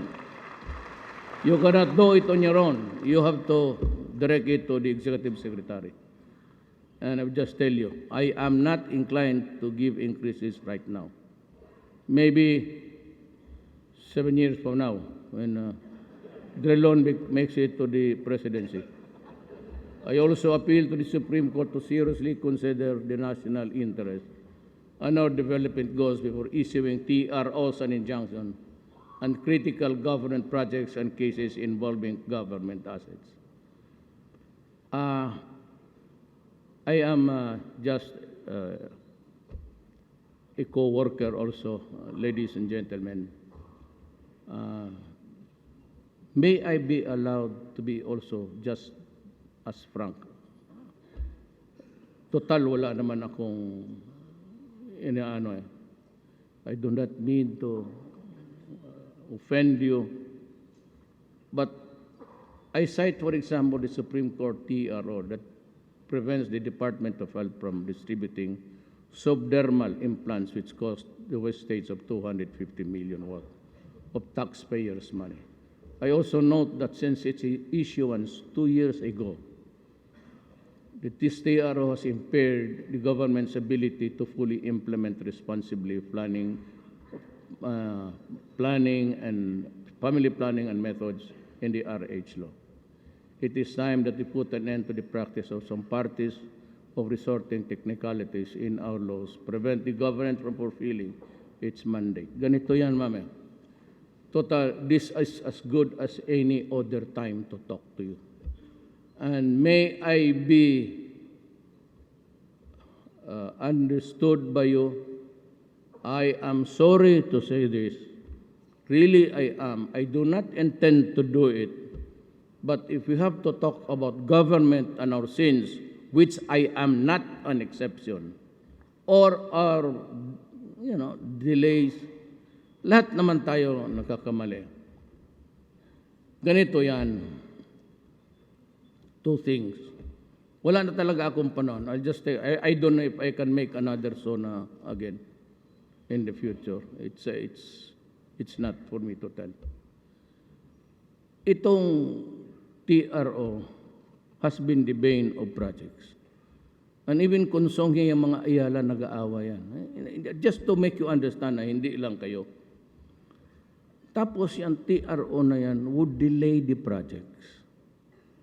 Now God, and I'm asking Congress, find me a law na kung may bidding naman at it was regular, so dapat ang korte or somebody else should not be messing it up.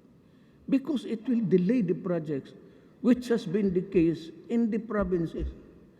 Alam mo, mag-file yan ng kaso, either it is really the truth, well, the COA will find out, or makihati siya. I will withdraw the case and dissolve the TRO, of course. Then you just give me a few, 10%. Ganon ang ugali ng Pilipino. Kaya yung TRO na yan is the bane of our efficiency. And I really do not know whether, I will not attribute anything, ma'am, sa Supreme Court. Maybe I am at fault, so I am sorry if I misquote or I did not have the complete facts. But itong Congress na ito passed the reproduction law. It was already a law na dapat i-implement because we were really going into a family planning. I am not for abortion. I am not for birth control. But certainly I am for the giving of the freedom to a Filipino family the size ng pamilya niya. How many children would be able to support and send to school? Ang nangyari nitong TRO, sir, ma'am, may nag-file doon sa inyo, Supreme Court. Tapos nag-issue kayo ng TRO 2 years ago. In the meantime, ang gobyerno nagbili ng medisina, itong subdermal, pati itong mga pills, worth 360. It was not really a reckless purchase. It was in preparation for the implementation of the law. Because hindi naman akalain na mag-TRO, and it has been 2 years. The medicines will expire next month. I told Obial, the health secretary, to find out if there is a nation which would allow it, and i-donate na lang rather than go to waste. Yan ho ang nangyari. I do not blame you. You might have been very busy or something. Wala, ako, I'm just, I am below you actually. Pero, sinasabi ko lang, may isa pa. Huwag na lang itong speech, walang kuha dyan. The bane, isa pa, itong the Congress and tayo sa gobyerno, including the judges and justice, should understand that by this time, yung lowest bid, yun ang nagpo-promote ng graft and corruption sa ating bayan.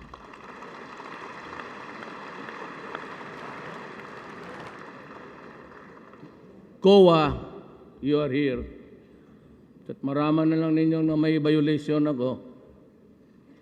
Doon sa military, I do not allow them to bid. That's just to buy the weapons from everywhere. Because almost all countries are making arms. The tawag nila small arms industry. We are just fighting a rebellion. True, we do not need the armaments. But dyan sa Marawi, you have to hit hard because they are prepositioned inside building. And until now, we cannot proceed fast because there are 300 hostages. Sabi ko, do not assault.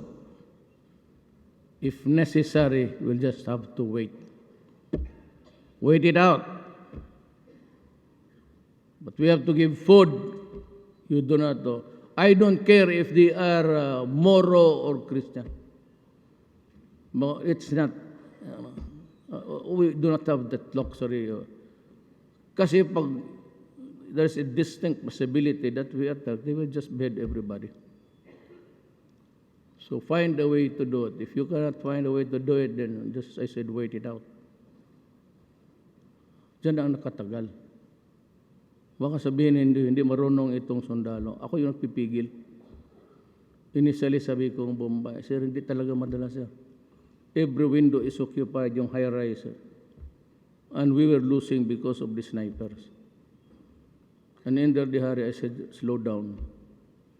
Hindi ako nagyayabang, when I was in the camp sa Ranao, well, I was being briefed by the military and I was giving the instructions. I heard about 16 pumutok at saka yung bala na wing, wing, wing. Yung mga reporter na doon sa likod ng stage kasi semento yun. We will, if this is the way how we should wait, then we will wait.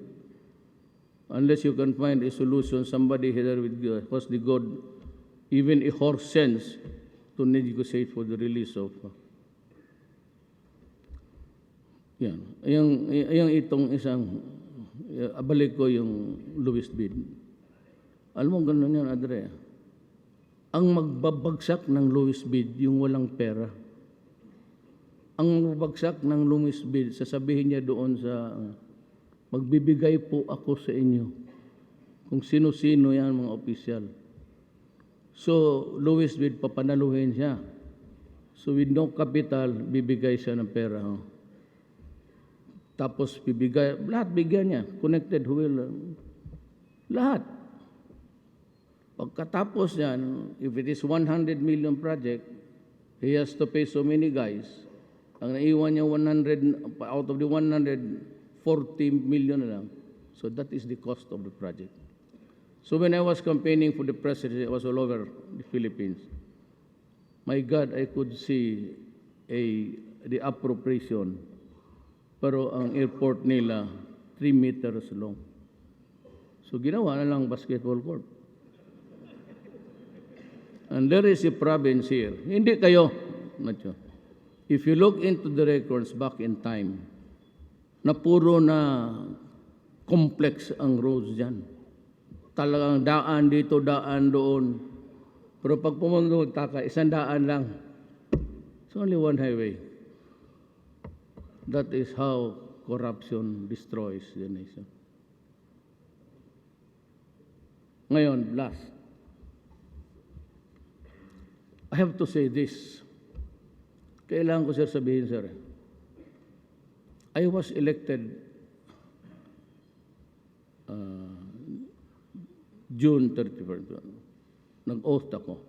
So, July, nagpunta na ako sa AFP Medical Center. Nakwento ko na ba ito sa ito? Hindi pa. Tapos sabi ko, quite familiar kasi I signed a lot of, nung mayor ko. Sabi ko, may MR ba kayo? Sabi niya, wala, sir. Sabi ko, may state-of-the-art ba kayo na x-ray? Sabi niya, wala, sir. Sabi ko, may hyperbaric ba kayo?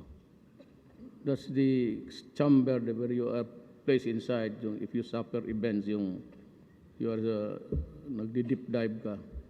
But it is also high pressure that can arrest gangrene, especially those who are extracted from the field of battle about 2 days na.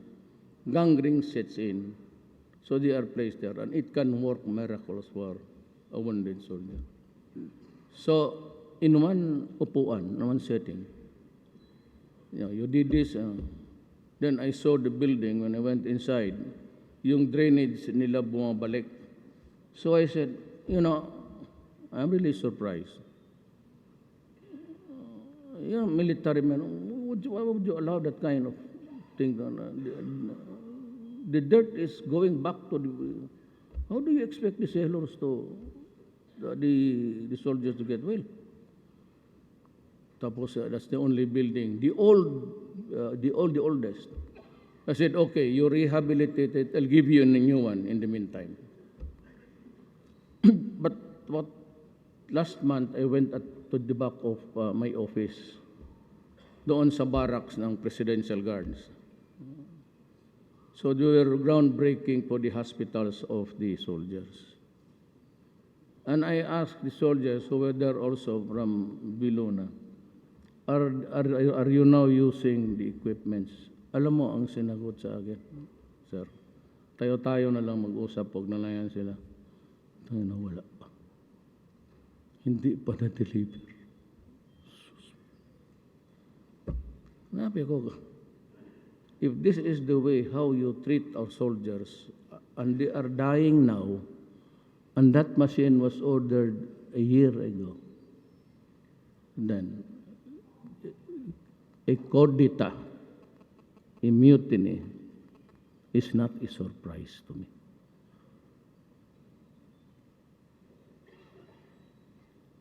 Kaya sabi ko kay Ubial, hindi niya kasalanan is because of the procurement.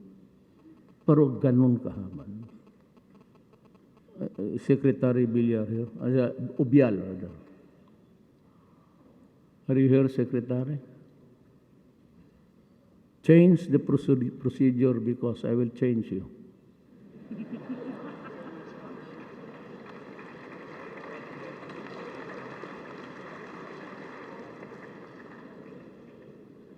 Talaga magkudita ito. Marami lang. We are losing about, by this time, every day, we lose about 10 every day. Sometimes I say it's a useless warrior. But there is a rebellion. Sabi ko, baski kung ako ang sundalo niya. When there is a machine already ordered, it could have saved my leg. Tapos wala ma. Kaya putang ina, magkudita ako. And let us get the machine by ourselves. I will not be surprised if it's already in their minds.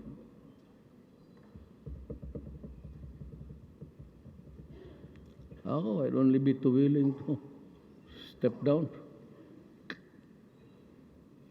But as a long-term solution, I urge Congress to thoroughly review the existing procurement laws and come up with legislation that will ensure prompt delivery of goods and services to the people, especially medicines and hospital equipments.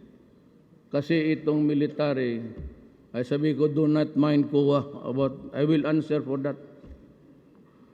Since COA is here, I limited to 3 places where the military can buy the equipments. Because I'm sure that they will work and they can kill the enemies and make even our forces stronger or in parity with what they have on the other side. Itong armas, sabi ko, huwag mong sundin yan. I will explain to COA why. Huwag mo akong pababilihin dyan sa mga lugar ng South America, lahat dyan sa mid-European, Eastern European countries are also, there are good ones, but I limited them to especially equipments in listening. Kasi kung magbili ka doon sa iba, nakikinig rin sila, sabay na kayo. 3 na kayo nagkaka-communicate. Tawag sa Bisaya, BRIN. Our laws should support and not impede national development in a speedy and sustainable manner. In our bid to accelerate human capital development, we seek ensure lifelong opportunities by enhancing quality of and access to education and training programs. We have sustained investments in higher education and committed to the full implementation of the K-12 Basic Foundation Program. We have widened the reach of skills training and increased the number of out-of-school children and youth who have availed of the alternative learning system. To ensure that Filipinos are given equitable access to quality and affordable health services, we expanded health insurance coverage and benefits. The destitute and the indigent, or those who just could not afford hospitalization, can now be provided with free services of government-operated and public hospitals as well. We have strengthened the implementation of the no-balance billing policy. Kayo mga Pilipino na kikinig sa akin ngayon, pagpa-hospital kayo, ako ang magbayad. Total, hindi man nila ako mademanda. Pasok lang kayo doon, occupy the hospital. Sabihin mo lang, totoo. Pasok kayo ng hospital, sabihin ninyo na sabi ni Mayor Duterte, pagamot daw kami, siya daw ang bahala magbayad. Marami tayong tresurero dito, ilaw. Wag na yan, yung iba naman, taas na.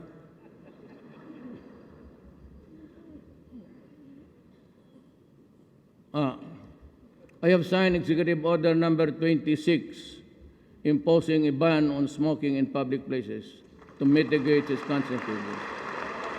We want to minimize access to tobacco products and provide a more supportive environment for those who are attempting to quit tobacco use.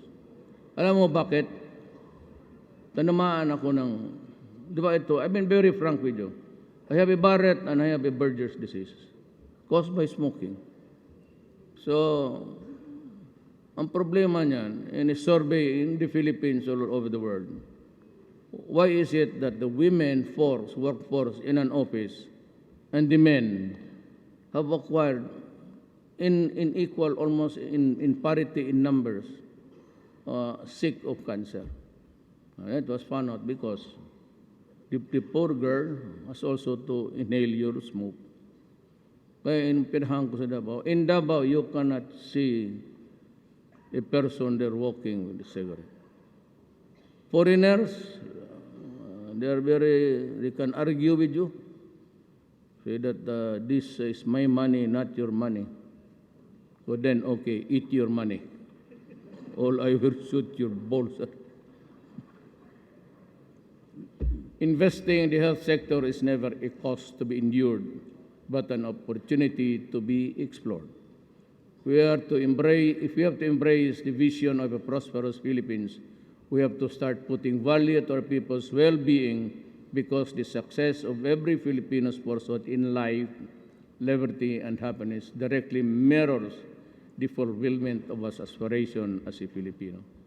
I would like to reiterate my personal and this administration commitment to fully implement the Magna Carta of Women to the Barangay level. Tapos na to. To this effect, executive government units institutionalizing gender and development program services. We're targeting to increase government spending on infrastructure from 5% of the GDP in 2017 to 7% of the GDP by 2022, amounting to a total of 8 to 9 trillion pesos, or 160 to 180 billion dollars. Infrastructure projects, we will make a few years the golden age of infrastructure in the Philippines to enhance our mobility and connectivity, and thereby spur development, growth on equitable in the country. In other words, we are going to build and build. To improve our sea connectivity, we launched 15 brand new ro-ro vessels to ply major nautical routes all over the country. We also opened a ASEAN ro-ro shipping route connecting the ports of Davao and General Santos, Philippines, to Bitong, Indonesia. To address the congestion of our seaports, we modernized the ports of Iloilo, General Santos, and Cagayan de Oro, and Zamboanga.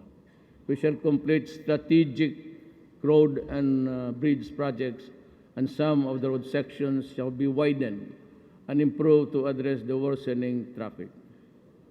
Alam mo, si Ma'am Grace, you are pushing for, when I became president, EDSA was already horrendous. as it was a horror of the other administrations. Now, I brought in Tugade because Tugade is, to me, a bright boy. He's a billionaire. He was my classmate. Ewan ko, nandito siya. He was a valedictorian in the law class. Talagang husay. But we needed money and we tried to get your help to raise money. Ayaw naman ibigay. Hanggang ngayon, andiyan pa yung EDSA. Okay lang. At least gumanda lahat. Mag-iwan naman tayo ng pangit. We will not make it all smooth in the Philippines. We live a little alley known as EDSA as the road to perdition. But anyway, since I could not get any funding, I traveled to China and make friends with them. And the ambassador is Ambassador Zhao. Thank you for the help. And as a matter of fact, willing, said, if your Congress has no money, we will give you the money. And China has committed to build 2 bridges to span Pasig River free of charge, so that you will be comfortable in crossing Pasig. Anyway, all the strategic road and transport projects shall go to naught if we cannot free our streets, which continue to be obstructed by illegally parked vehicles. Yung EDSA na yan, traffic obstructions and undisciplined drivers who stop in the middle of the road and unsanctioned barriers in some areas. I am directing the MMDA and the LGUs of Metro Manila as well as the LGUs of Metro Manila, Metro Cebu, and all other regional centers to ensure the flow of traffic and immediately clear our roads and thoroughfares of all unnecessary obstruction, including vehicles parked on the streets barriers.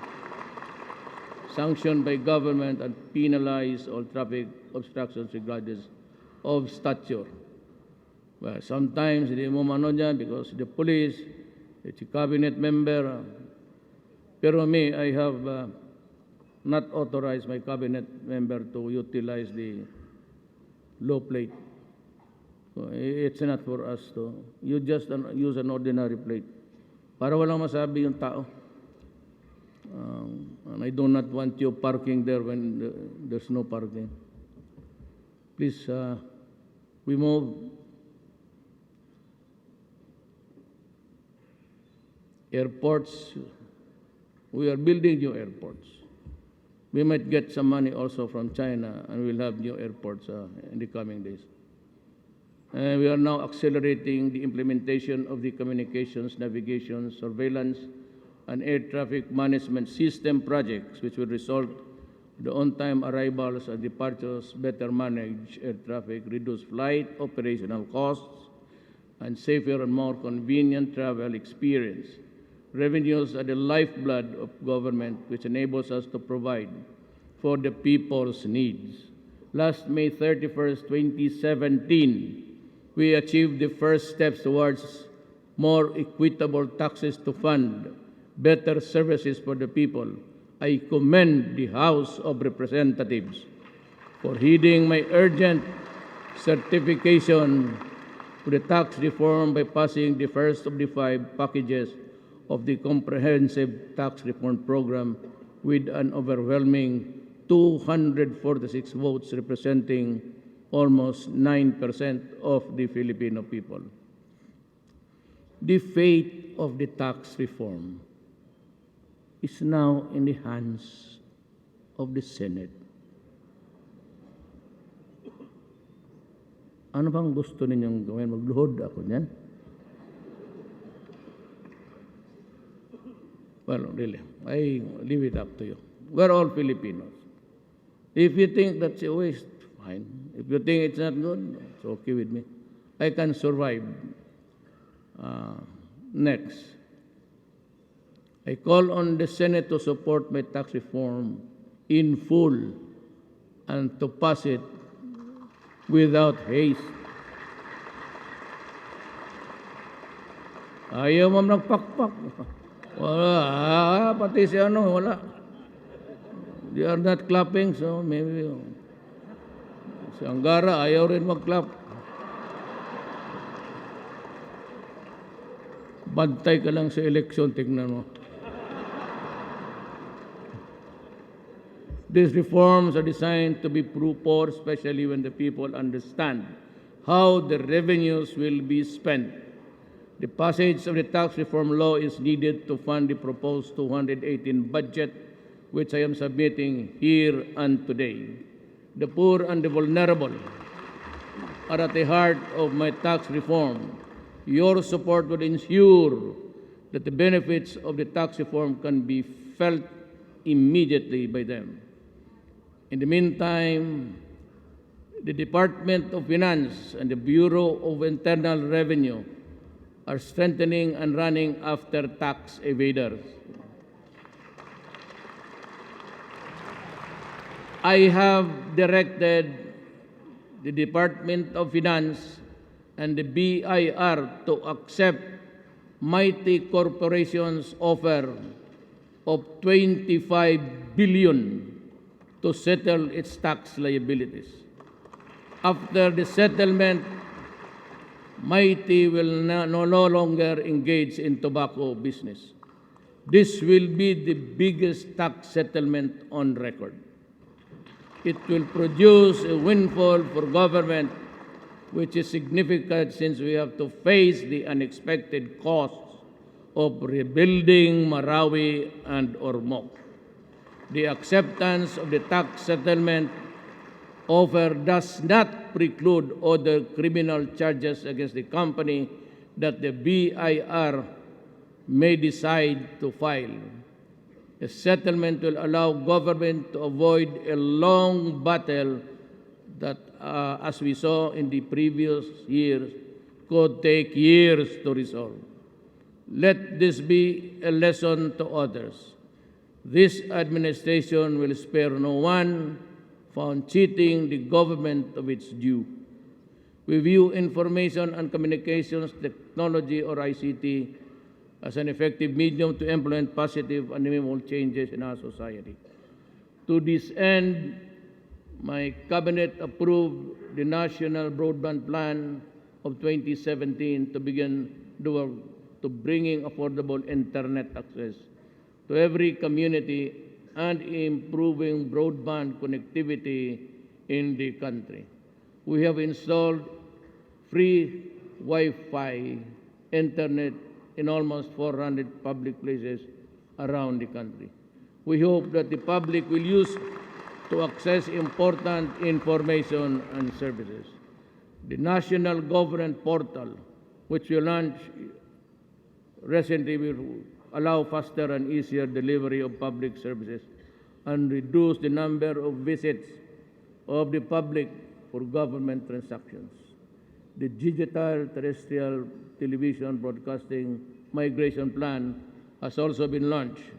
The switch to digital from analog transmission will not only give a better TV viewing experience, but also provide effective, reliable information to Filipinos in times of calamities.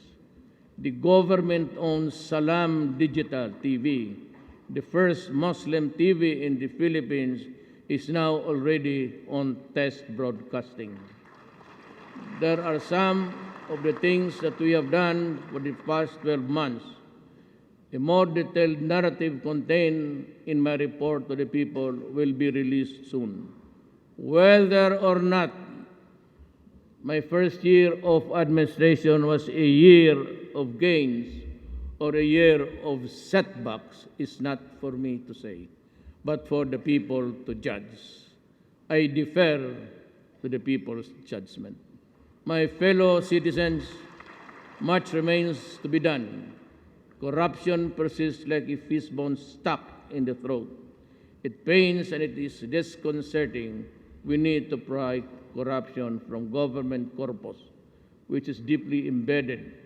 And we also need to put an end to squabbles and bickerings within agencies focused fully on speedy provisions of quality public service to our people. Believe me, it is easier to build from scratch than to dismantle the rotten and rebuild upon its rubble. Nevertheless, let us work together and lay a new foundation upon which a better Philippines can be reconstructed. Help me build a better tomorrow. Let me end. Gusto niyo? Uwi na tayo? O gusto niyo yung kwento? Marami ba yung kwento sa inyo? Let me end by wishing everyone in the language of the old. May God keep us forever sheltered in the hollow of His hand. Salamat.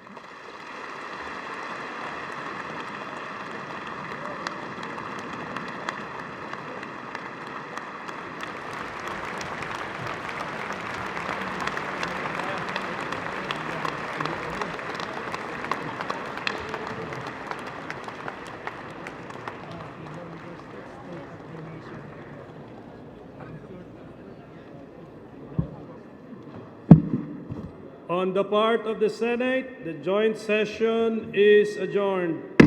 On the part of the House of Representatives, the joint session is adjourned.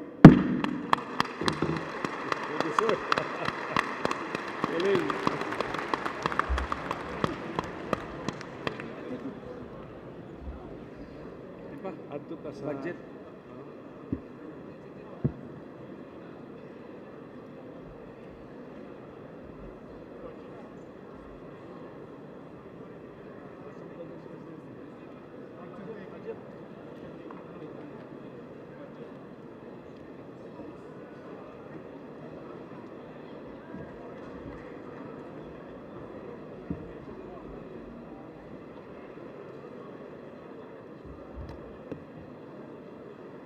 Mr. Senate President, Mr. Speaker, members of the House of Representatives and the Senate, I respectfully endorse and hand to both the Senate and the House of Representatives the budget for the year 2018.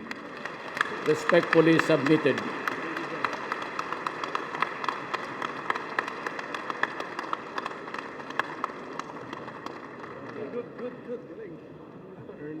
Asam ka? Kasama na si Presidente. Ikaw? Bato ko nga to sa demonstrators. Wala na po. At hindi ka naman po kayo din sa back sa room. For Punta ako doon sa diretso ka na. mga bugiro na mga puta. Tuwan talaga. Saan tayo? Saan tayo?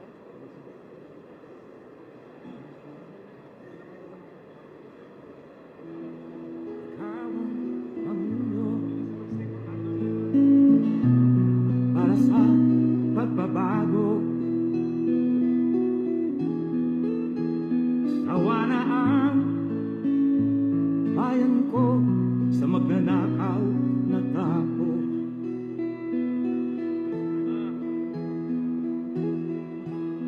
Madilim na kahapon, ikaw ang mataahon. Sa piling mo, di ko mawawala ang korupsyon.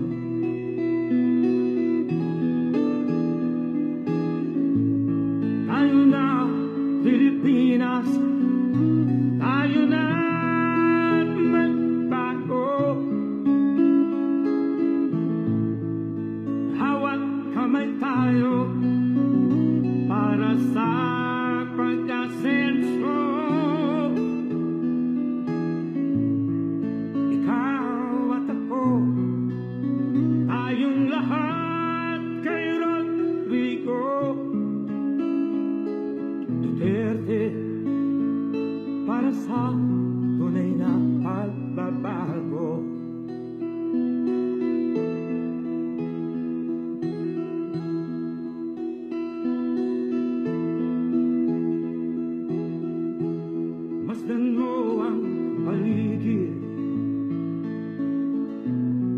talamak mga krimen,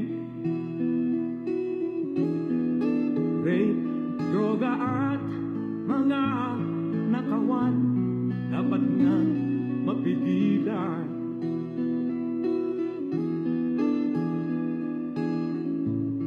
Tayo na, Pilipinas, tayo na magbago.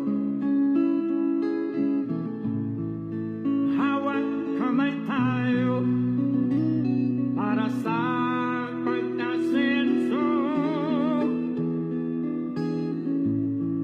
Ikaw at ako, tayong lahat kay Rodrigo Duterte, para sa tunay na pagbabago. Why am I here? I am here because I love my country and I love the people of the Philippines. Ikaw at ako, tayong lahat kay Rodrigo Duterte, para sa tunay na pagbabago.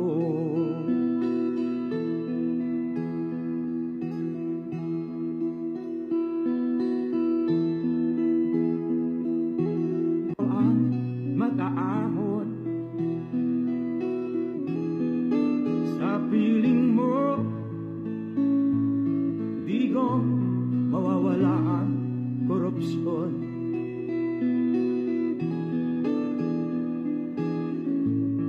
Tayo na, Pilipinas, tayo na magbago. Hawak kamay tayo para sa pagkasenso. Ikaw at ako, tayong lahat kay Rodrigo Duterte, para sa tunay na pagbabago.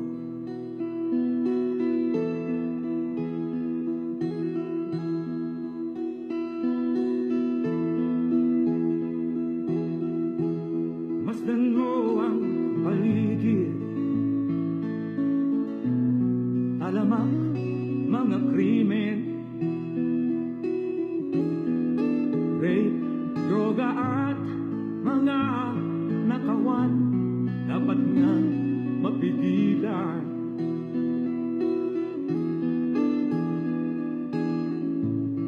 Tayo na, Pilipinas, tayo na magbago. Hawak kamay tayo para sa pagkasenso. Ikaw at ako, tayong lahat kay Rodrigo Duterte, para sa tunay na pagbabago. Why am I here? I am here because I love my country and I love the people of the Philippines. Ikaw at ako, tayong lahat kay Rodrigo Duterte, para sa tunay na pagbabago.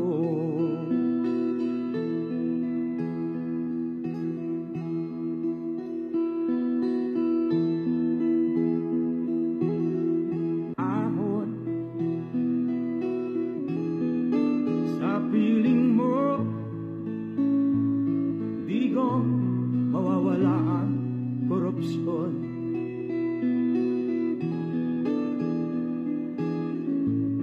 Tayo na, Pilipinas, tayo na magbago.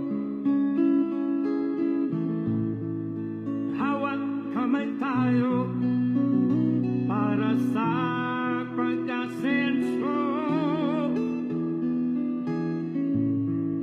Ikaw at ako, tayong lahat kay Rodrigo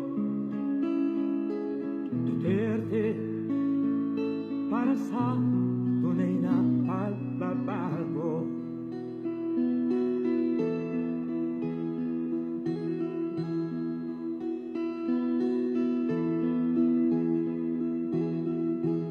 Masdan mo ang paligid,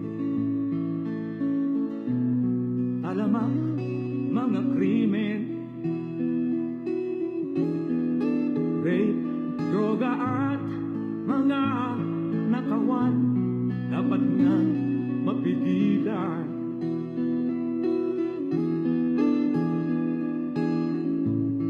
Tayo na Pilipinas, tayo na magbago. Hawat kamay tayo para sa pag-asenso.